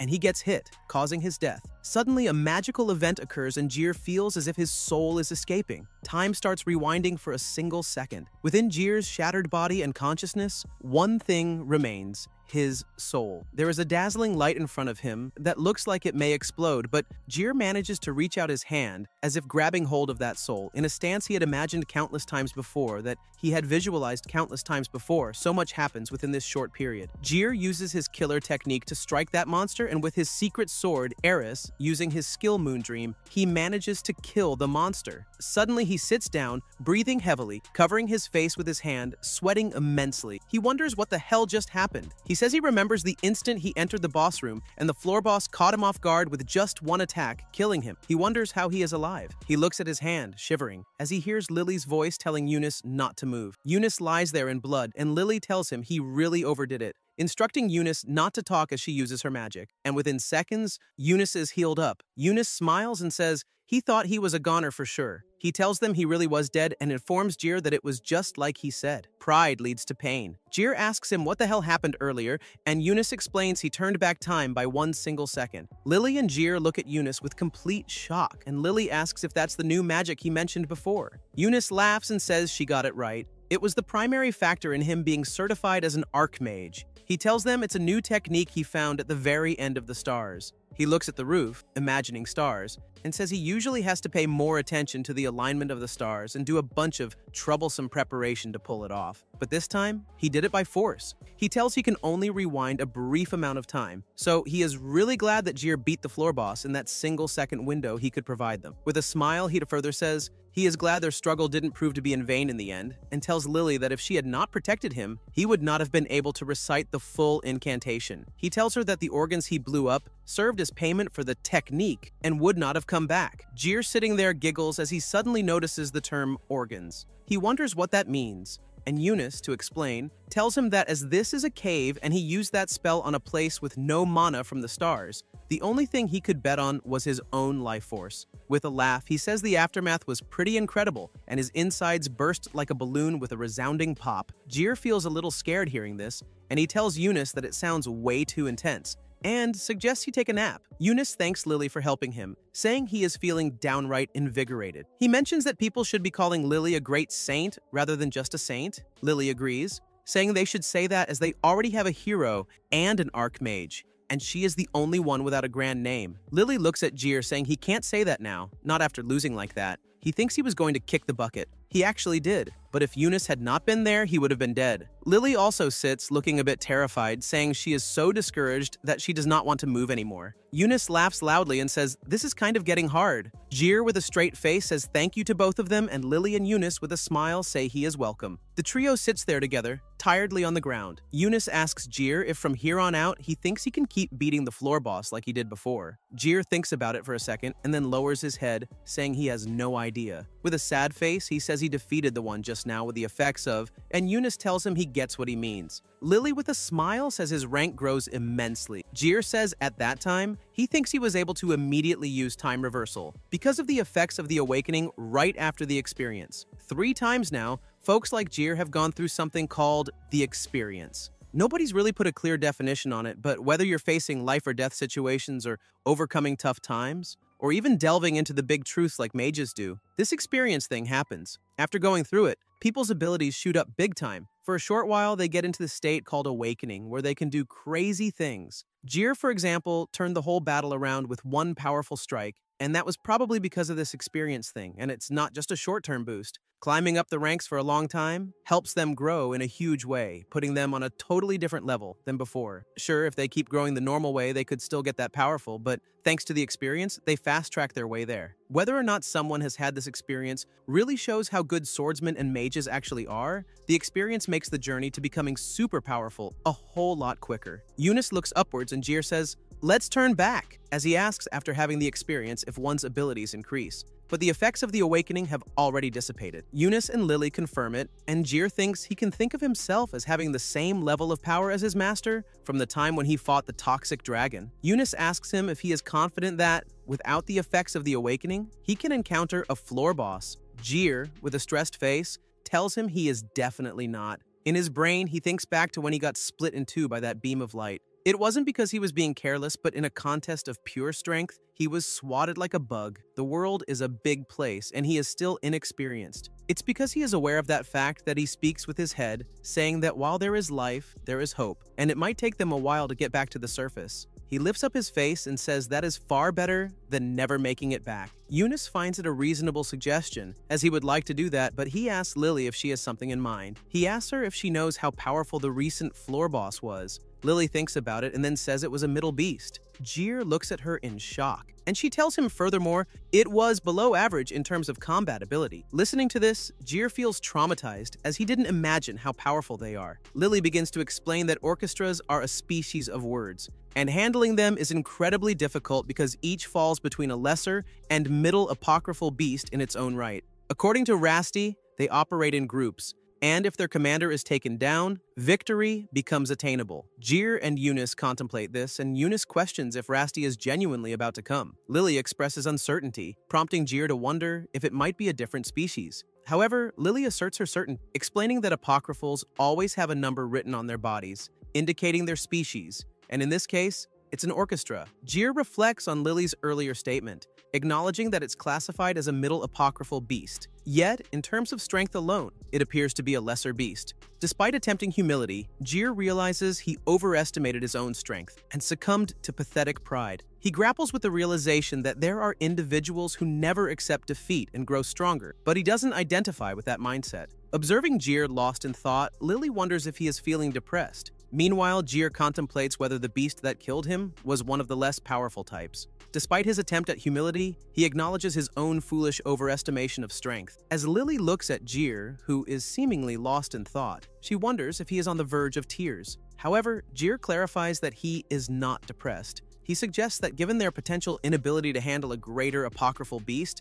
it would be prudent for them to turn back. Eunice agrees, and Lily inquires if something is bothering Eunice. He concurs and raises a question about the third boss floor. Specifically, Eunice asks if Jir personally defeated it. Jir confirms this and details how the floor collapsed due to Godok's magic sword, leading to Jir killing the monster while falling. Eunice seeks clarification on whether the third floor boss fell with Jir and engaged in the fight, rather than simply perishing after leaving the boss chamber. Jir affirms that they both fell from the boss chamber. Eunice inquires that the floor boss had a number written on it, prompting Jir to jot down the number, after which Eunice seeks Lily's input on the matter. Lily examines the number and states that it belongs to one of the lesser beasts, but it possesses considerable power, even surpassing that of the Nightmare. Eunice adds that in essence, the beast Jir defeated wasn't the third floor boss. This revelation leaves Jir in complete shock as he grapples with the implications. However, the deeper one ventures into the labyrinth, the more potent the floor bosses become. There are no exceptions to this rule, and depending on one's capabilities,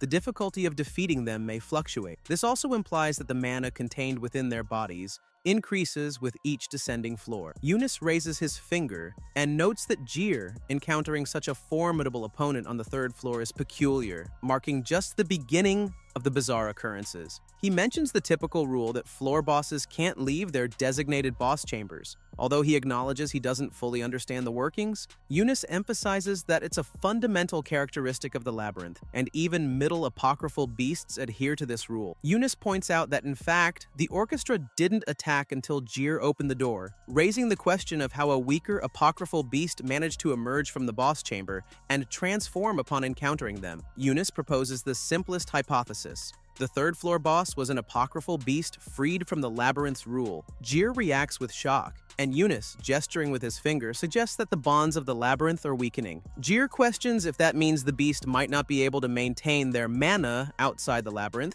to which Eunice admits he has no idea. He shares historical context, explaining the apocryphal era when monsters roamed outside labyrinths and were humanity's formidable neighbors, predating their births. Jir, visibly stressed, queries whether such an era could occur nowadays, considering it happened so long ago. Eunice conveys that, in a worst-case scenario, it could happen, as they currently face an apocryphal beast. He mentions the belief that the apocryphal era could be reenacted, leaving Jir unable to comprehend the situation. Jir questions if Eunice might be overthinking, suggesting that perhaps the third floor boss was a unique case. Turning to Lily for clarification, he is met with a moment of silence before she reveals that some pages from the Apocrypha were lost, leaving Jir even more astonished. Lily explains that a fire broke out in the library 700 years ago, causing part of the original Apocrypha and the 7 books of the first manuscript to be destroyed, almost as if by design, starting from the second manuscript onwards. Due to the loss of information, it is challenging to determine what is true. Lily reflects on her childhood curiosity, where she would ponder questions like, was the fallen king annihilated? And how did Rosti fight him? Now, with a hand on her lips, she discloses the truth. Rosti didn't kill the fallen king, but instead sealed him in this place.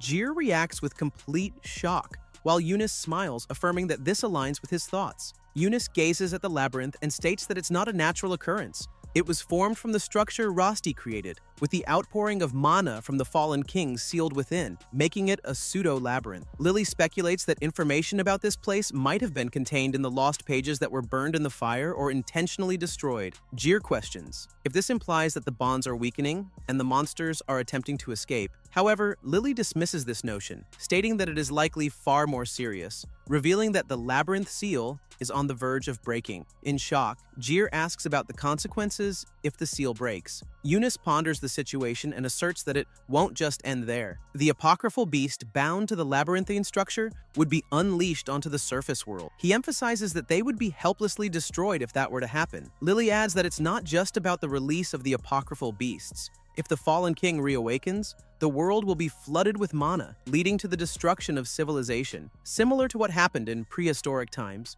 Jir's face reflects terror as he sits down, exclaiming that there is all the more reason for them to turn back. With wide-open eyes and a shocked expression, he emphasizes that the three of them can't keep vital information to themselves. Jir suggests that they need to find a way out of the labyrinth and inform everyone about what they have learned. He insists that their strength doesn't make them the best, urging them to swallow their pride and abandon the idea of handling everything on their own. Eunice and Lily turn their attention to Jir, their gaze shifting upward as they notice the impending total solar eclipse. Eunice explains that's the day when mana is at its densest, speculating that the seal might break during that moment, or someone on the surface might make a move first. Jir, inquisitive, questions the term surface, and Eunice suggests that the cathedral in the city might be a linchpin maintaining the seal from above. Jir, his face reflecting shock, asks if someone is planning to destroy the cathedral. Lily suggests that it might be someone devoted to the fallen king, preemptively illuminating a powerful swordsman who got close to the city. Jir looks serious and wonders if it's Godok. Eunice confidently states that it seems like Godok's plan didn't work out, clenching his fist and saying it's time for them to do something. Lily agrees,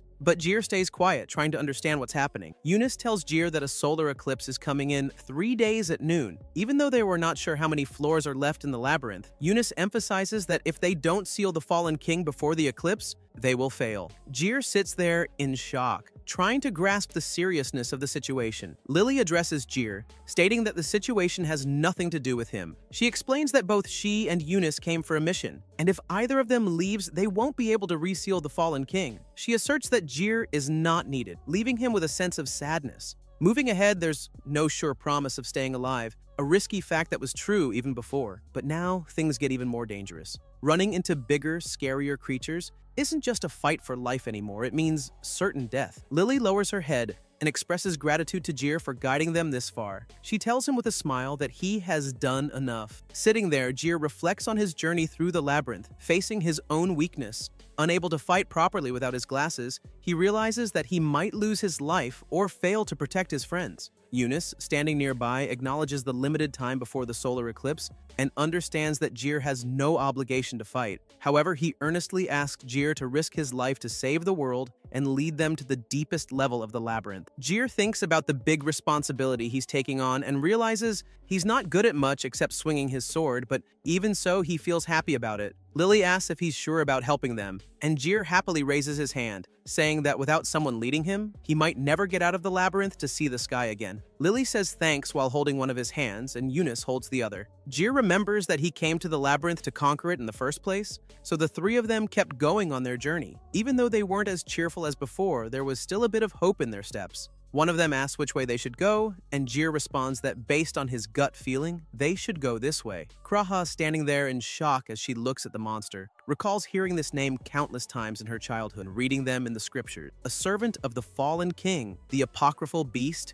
instrumental. Suddenly gazing at Arlene, Kraha asks if the fallen king has risen again. Arlene, in a hurry, dismisses the question and instructs them to quickly take up positions in the cathedral. He emphasizes that if they don't act, the town will be left as nothing but burned earth. Holland advises Kraha to go with Arlene, promising to join them after finding his family. Despite losing Jir in the labyrinth, Kraha decides to help rather than just run away. She instructs Arlene to go ahead, and upon hearing a child's plea for help, she rushes towards the source. Kraha rescues the child from a wooden log, reflecting on her newfound ability to help others. She extends her hand to the little girl who gratefully accepts. Kraha smiles, but her joy is short-lived as large spiders suddenly appear. Shocked, she wonders if they are from the labyrinth. Initially considering the option of fighting, Kraha realizes it's impossible for her. The only choice now is to run. Just in time, a group of adventurers arrive to protect her. Archers shoot arrows at the spiders, coming to Kraha's aid in the nick of time. Everyone looks surprised as they watch Kraha. Suddenly, Holland shows up and asks how everyone is doing. He says he already took Kraha to the cathedral. Out of nowhere, one of the adventurers grabs Holland and angrily asks why Kraha is still there. Holland explains that he gave her a chance to leave, but she decided to stay. To him, Kraha reminds him of how they used to be, without much power or experience, but determined to keep going. With a smile and memories in his eyes, he talks about Kraha as someone who faced rejection but kept trying different things, showing strong persistence. He talks directly to Kraha, saying he believes she'll become a great adventurer someday. The adventurer angrily declares that Kraha shouldn't let herself become corrupted like they were, before she gets so entangled that she can't escape anymore. Before she turns into a pitiful, watched-of adventurer just like them, Kraha finally speaks, asserting with a strong tone that she won't run away. The adventurer appears disappointed, while Holland smirks. Kraha questions if the same doesn't apply to them. Otherwise, they wouldn't be fully armed, and asks if they plan to fight. The adventurer responds affirmatively, stating that they have to fight because if they don't, who will? He emphasizes the importance of protecting the family that lives in the city. Holland observes everyone's high morale and reveals to Kraha that because they wanted to help the next generation, as they found their footing in times of need, they decided to name their guild Future Plant. He admits that they may have lost all their pride and tells Kraha not to die. Kraha, after bidding farewell to the little girl with a smile, sits there looking at what is happening everywhere with an expressionless face. During that time, when the adventurers are making a move, Godok sits inside the dark cave alone with his magic sword in his hand, ready to take action. The adventurers keep fighting along with archers, killing monsters, and trying to save the city. Kraha helps the normal people to take shelter in the cathedral, everyone fighting to save the city. Suddenly, a flash appears, and she thinks a flash bomb can slow only a monster around, but that's more than enough. The adventurers shout that the 5th Street is all clear and inform that backup is needed in the east side. Kraha, standing there, suddenly sees the flying monster. She shouts at Holland to look out for the bird. Holland realizes the bird's feathers are as hard as steel, and suddenly, when he was going to fall from such a high place, somehow, Kraha manages to catch him and save him from the damage it could have caused. Holland sits there with his hand on his head, and Kraha asks him if he is fine. Holland thanks her for saving him and tells Kraha to brace herself because they are looking death in the face. The bird looks at them with scarred eyes and big sharp teeth. Holland says it looks like they have finally got its attention and suddenly shouts Holland's name. Holland looks at them, and these are a few archmages who, using their power, tie the monster. Kraha with happiness says they caught it, but Holland shouts it's too early to celebrate. Holland shouts at the archers to hit the monster with arrows so that its mobility is reduced and doesn't give time to it. All the archers start shooting arrows at it, and the bird totally covers itself without any movement. Kraha notices the strategy on the flying bird is attacked from all sides, aimed at the wing. Holland runs near the bird to shoot his arrow, thinking no matter how sturdy those feathers are, if it takes an arrow at point-blank range, it will end. But suddenly, Kraha notices the fire starting to glow inside the monster's mouth as her eyes remain wide open. She realizes it's not right, and the instrumentals are dragons who can breathe fire. She shouts, telling Holland that it's going to breathe fire. Immediately, Kraha runs to save Holland, coming in front of him to shield him from the fire. She shouts at Holland to move as she gets herself burned in the process. She recalls the time when Jir told her about the cards, emphasizing that no matter how useless she thinks her cards are, there's always a situation when she could use them in a team battle. Covered in flames, she screams as the fire burns her repeatedly, reflecting on the childhood dreams she had while reading about such adventures. Holland, with his mighty bow, faces the monster breathing fire. He employs his skill, the King of the Wind, and destroys the monster completely. He looks at Kraha asking if she is still alive. With a low voice, Kraha answers him, saying yes. She lies there motionless, her body burned. Holland smiles at her and asks her not to move. The adventurer tells him that he will get a healing mage from the cathedral to come and heal them. Holland looks at Kraha with a proud face and tells her she is doing a great job. Without her, he would not have killed the beast. Kraha giggles in pain as Holland says they will take care of the rest and asks her to just rest there. Kraha closes her eyes, her shaky voice showing gratitude to Holland. However, Holland suddenly sees many bats coming towards them, leaving him in shock. The Archmage there also looks at the sky, remaining in complete disbelief. Unable to trust their eyes, he shouts that they could barely handle those and tells Holland to name himself. He instructs him to evacuate everyone in the cathedral as he will buy some time. Holland looks at him in shock,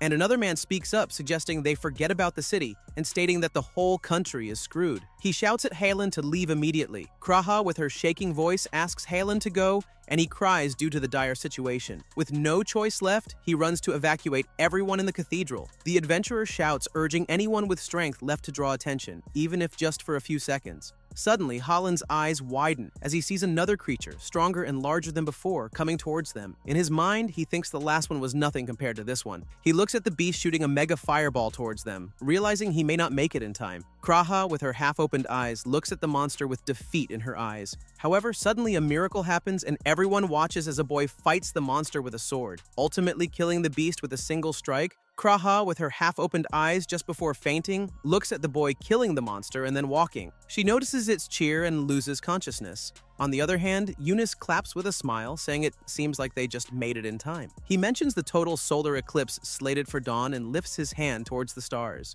Eunice questions, how about showing everyone his true power, earned through many trials and tribulations as the Archmage of the stars? He uses his skill, causing a rain of meteors on the monsters. Meanwhile, on the other side, Lily raises her hand, informing Arlene that she is back. Arlene runs towards her, realizing it's the same. Lily apologizes for being late, and Arlene asks where in the world she was. Lily urges Arlene to leave the discussion and lecture for later, heading to the back room. Lily informs Arlene about the current state of the city, revealing many casualties and extensive damage. She mentions that 3 routes leading to the cathedral have been secured, but due to the large outbreak of beast birds, she leaves everything to Arlene, admitting she's not good at that stuff. Lily looks upward, expressing her intent to fix the situation. Inside the cathedral, she stands among the families, reassuring them not to worry. Lily uses her magic, and suddenly the cathedral starts glowing as she sits on her knees, praying to use her magic. She declares that the number of people injured will now be reduced to 0. A big flash occurs, healing all the people in the city. Kraha wakes up, finding herself totally fine with her injuries vanished. Similarly, Halen and all the other adventurers also realize they are healed. Halen and Kraha look at Jir as he apologizes, and with a smile mentions that he got lost. Jir reflects on the challenge of checking every passage without a wink of sleep or even a break, hunting down every monster in sight for 3 days continuously. He takes a deep breath and then shouts, asking Kraha where she is. Kraha, looking disappointed, gazes at him from behind and informs him that she is here. Jir approaches her, attempting to recognize her face, while Kraha wonders if something is wrong. Jir, seeing Hallen, recalls the face and asks Kraha what's happening. In a whisper, Eunice had informed him that she is the only one on their side. Kraha explains that the entire city evacuated to the cathedral. When the beasts attacked, they secured escape routes and aided those who couldn't get away in time. However, apocryphal beasts appeared, and without Jir's timely arrival, they would have been in great peril. Jir inquires about her knowledge and whether they've found the leader. Kraha, still in shock about the leader, says she doesn't know anything. Jir then asks Kraha to lead him to the cathedral, and she confirms. Meanwhile, Hallen, standing behind them, asks what he should do. Jir, feeling anger, remains silent. Hallen offers help, but Kraha reassures Jir that none of them will run away. Jir tells Hallen he doesn't need help and instructs him to prioritize assisting people, counting on him. Hallen acknowledges and goes to help people, while Kraha points out the cathedral. Struggling to see clearly due to his weak eyesight, Jir is handed his glasses by Kraha, who reveals she's kept them safe. Jir, lifting the glasses with happiness, shouts that he can see and points out various things. He gives Kraha his jacket, thinking she might be cold. Excitedly, he runs towards the cathedral, but Kraha corrects his direction. Lily descends from the cathedral stairs, noticing Jir's changed face. Jir proudly attributes it to wearing glasses, and Lily comments on how good they look on him. She shares the good news that Eunice and she have exhausted themselves in sealing spells, leaving them with little mana. Jir questions how that is good news, just as footsteps approach them. Lily reveals that it means Jir gets to face the leader one-on-one. Kraha wonders if that's the leader Jir mentioned, the one with apocryphal magic gear. Jir confirms, and Lily explains that Godok's sword is the Fallen King's armament, dominating his heart and mind with deep hatred, all for the revival of the Fallen King. Jir shouts at Godok and tells him that the abyss has been resealed by a saint and an archmage. Even if he destroys the cathedral, the Fallen King won't be revived. Godok shouts in a shaking voice, telling them to run away as they can't beat Vanish. Jir wonders if he is still conscious, thinking that's an S-rank adventurer for sure. Godok further says in a shaky voice that a human being can't hope to defeat the magic sword. Jir unleashes his sword, asking if that was not the reason Godok called him. Jir says Godok knew he could not win on his own, and he knew the Fallen King would be revived if he didn't do something. Armed with what little willpower and reason he had left, he sent Jir to the labyrinth to reseal. Godok continues, saying it's impossible even for Jir. However, Jir, swinging his swords with a smile, says he is still inexperienced, but will prove with this sword that the path he chose was the best one. He declares that the swordsman Jir is back. Jir advances to deliver a strike, understanding that 50% of the time the outcome of a fight hinges on the first blow. He targets Godok, who is transformed into a beast, but Godok skillfully blocks the attack, leaving Jir slightly shocked. Seizing the opportunity, Godok lifts Jir and pushes him away. Despite being thrown, Jir defends himself successfully and prepares for another strike. He immediately jumps to strike Jir, believing the second way is to kill him in one blow. Utilizing his 8th sword skill, he unleashes a cleaving thunderbolt, causing a massive strike. However, after the attack, he witnesses that it was not enough to kill Godok. Godok releases the magic sword, and somehow, Jir manages to defend against it. The entire ground breaks into pieces, and Jir, holding his sword from the floor, reflects that the only reason he survived was because Godok had been suppressing this power. He realizes that all of this was caused by the magic sword. Examining the monster's form, Godok has transformed into. Jir thinks to himself that everything had started with the sword, which invaded the warrior's soul and eliminated obstacles in its path. Suddenly, Godok jumps onto Jir to attack, but with quick reflexes, Jir manages to defend against the assault. Godok takes another strike at Jir, smashing the floor, and Jir successfully defends it with the sword. Jir says to himself that once again he feels the rage, madness, and an impulse unlike anything he has experienced before. He gazes at Godok, who, in his thoughts, acknowledges for the first time since the magic sword vanished that he harbors fear for a lone swordsman. Jir also senses an old sensation, realizing that unlike both experiences and the awakening, this feeling is comprehension. With determination, he rushes towards Godok to deliver a strike, feeling his soul moving faster and his body's consciousness greatly heightened. Jumping and charging at Godok, Jir believes this is how a sword should truly be wielded. As he approaches Godok, the latter attacks with his magic sword, but Jir's flash speed enables him to see and successfully defend against it. Godok seizes Jir, but Jir takes advantage of the situation, acknowledging that he could not have reached this level on his own. He reflects that missing any person or giving up on any one thing would have prevented him from exceeding his limits. Freed from Godok's grasp, Jir cuts the beast's hand, expressing gratitude in his mind for everyone's support. He unleashes his sword from his back to attack Godok, using his secret sword art, the Moon Dream. In a single strike, he slices through Godok's body, achieving victory and saving the whole country from the fallen king. After Jir's victory, the crowd erupts in cheers, filling the air with excitement. Jir, still catching his breath, grins and states that everyone had been worried about him. It seems, he reflects,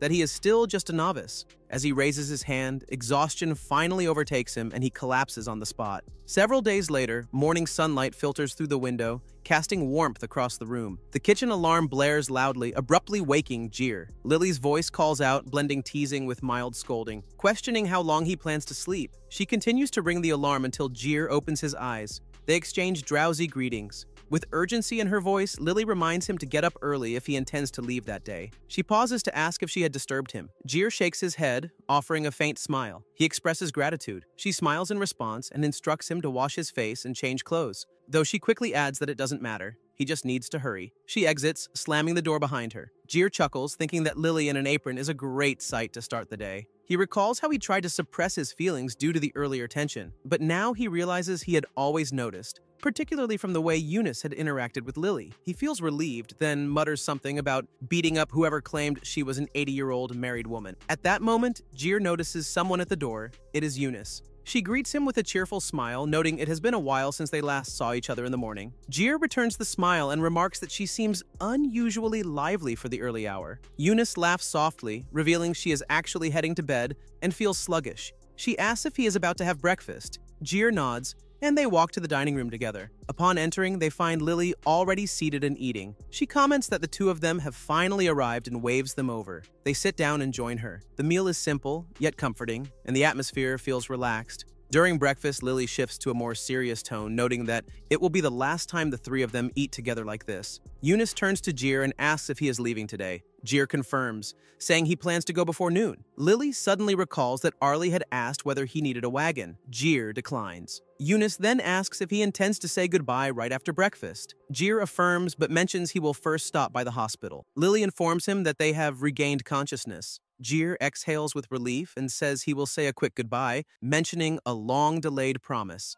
With a teasing smile, Lily brings up promises and urges him to write once he is settled. Jir and Eunice exchange surprised glances. Lily points out that they both had forgotten, which she deems unacceptable. She addresses Jir directly, requesting letters once he's found a place. Jir agrees. Pleased, Lily grins and boasts that her writing is super cute. Eunice offers to include secret codes. Jir admits his letters might not be exciting. Both Lily and Eunice protest, insisting he make them interesting. They share a laugh, and the mood lifts again. As Jir prepares to leave, Lily suddenly stands with a mischievous expression and suggests a goodbye kiss. Jir freezes, caught off guard. Before he can react, Lily produces a hand puppet, a small deer, and makes it kiss Jir on the cheek. He laughs at the playful act. Not to be outdone, Eunice grabs her own puppet, a wild boar, and mimics the gesture on his other cheek. Jir bursts into louder laughter, the absurdity lifting the farewell tension. Lily then asks if Jir wants to participate. Still chuckling, he takes the deer puppet and has it kiss the boar puppet. The three laugh together, their shared amusement easing the weight of parting. Jir thinks the experience is more fun than expected.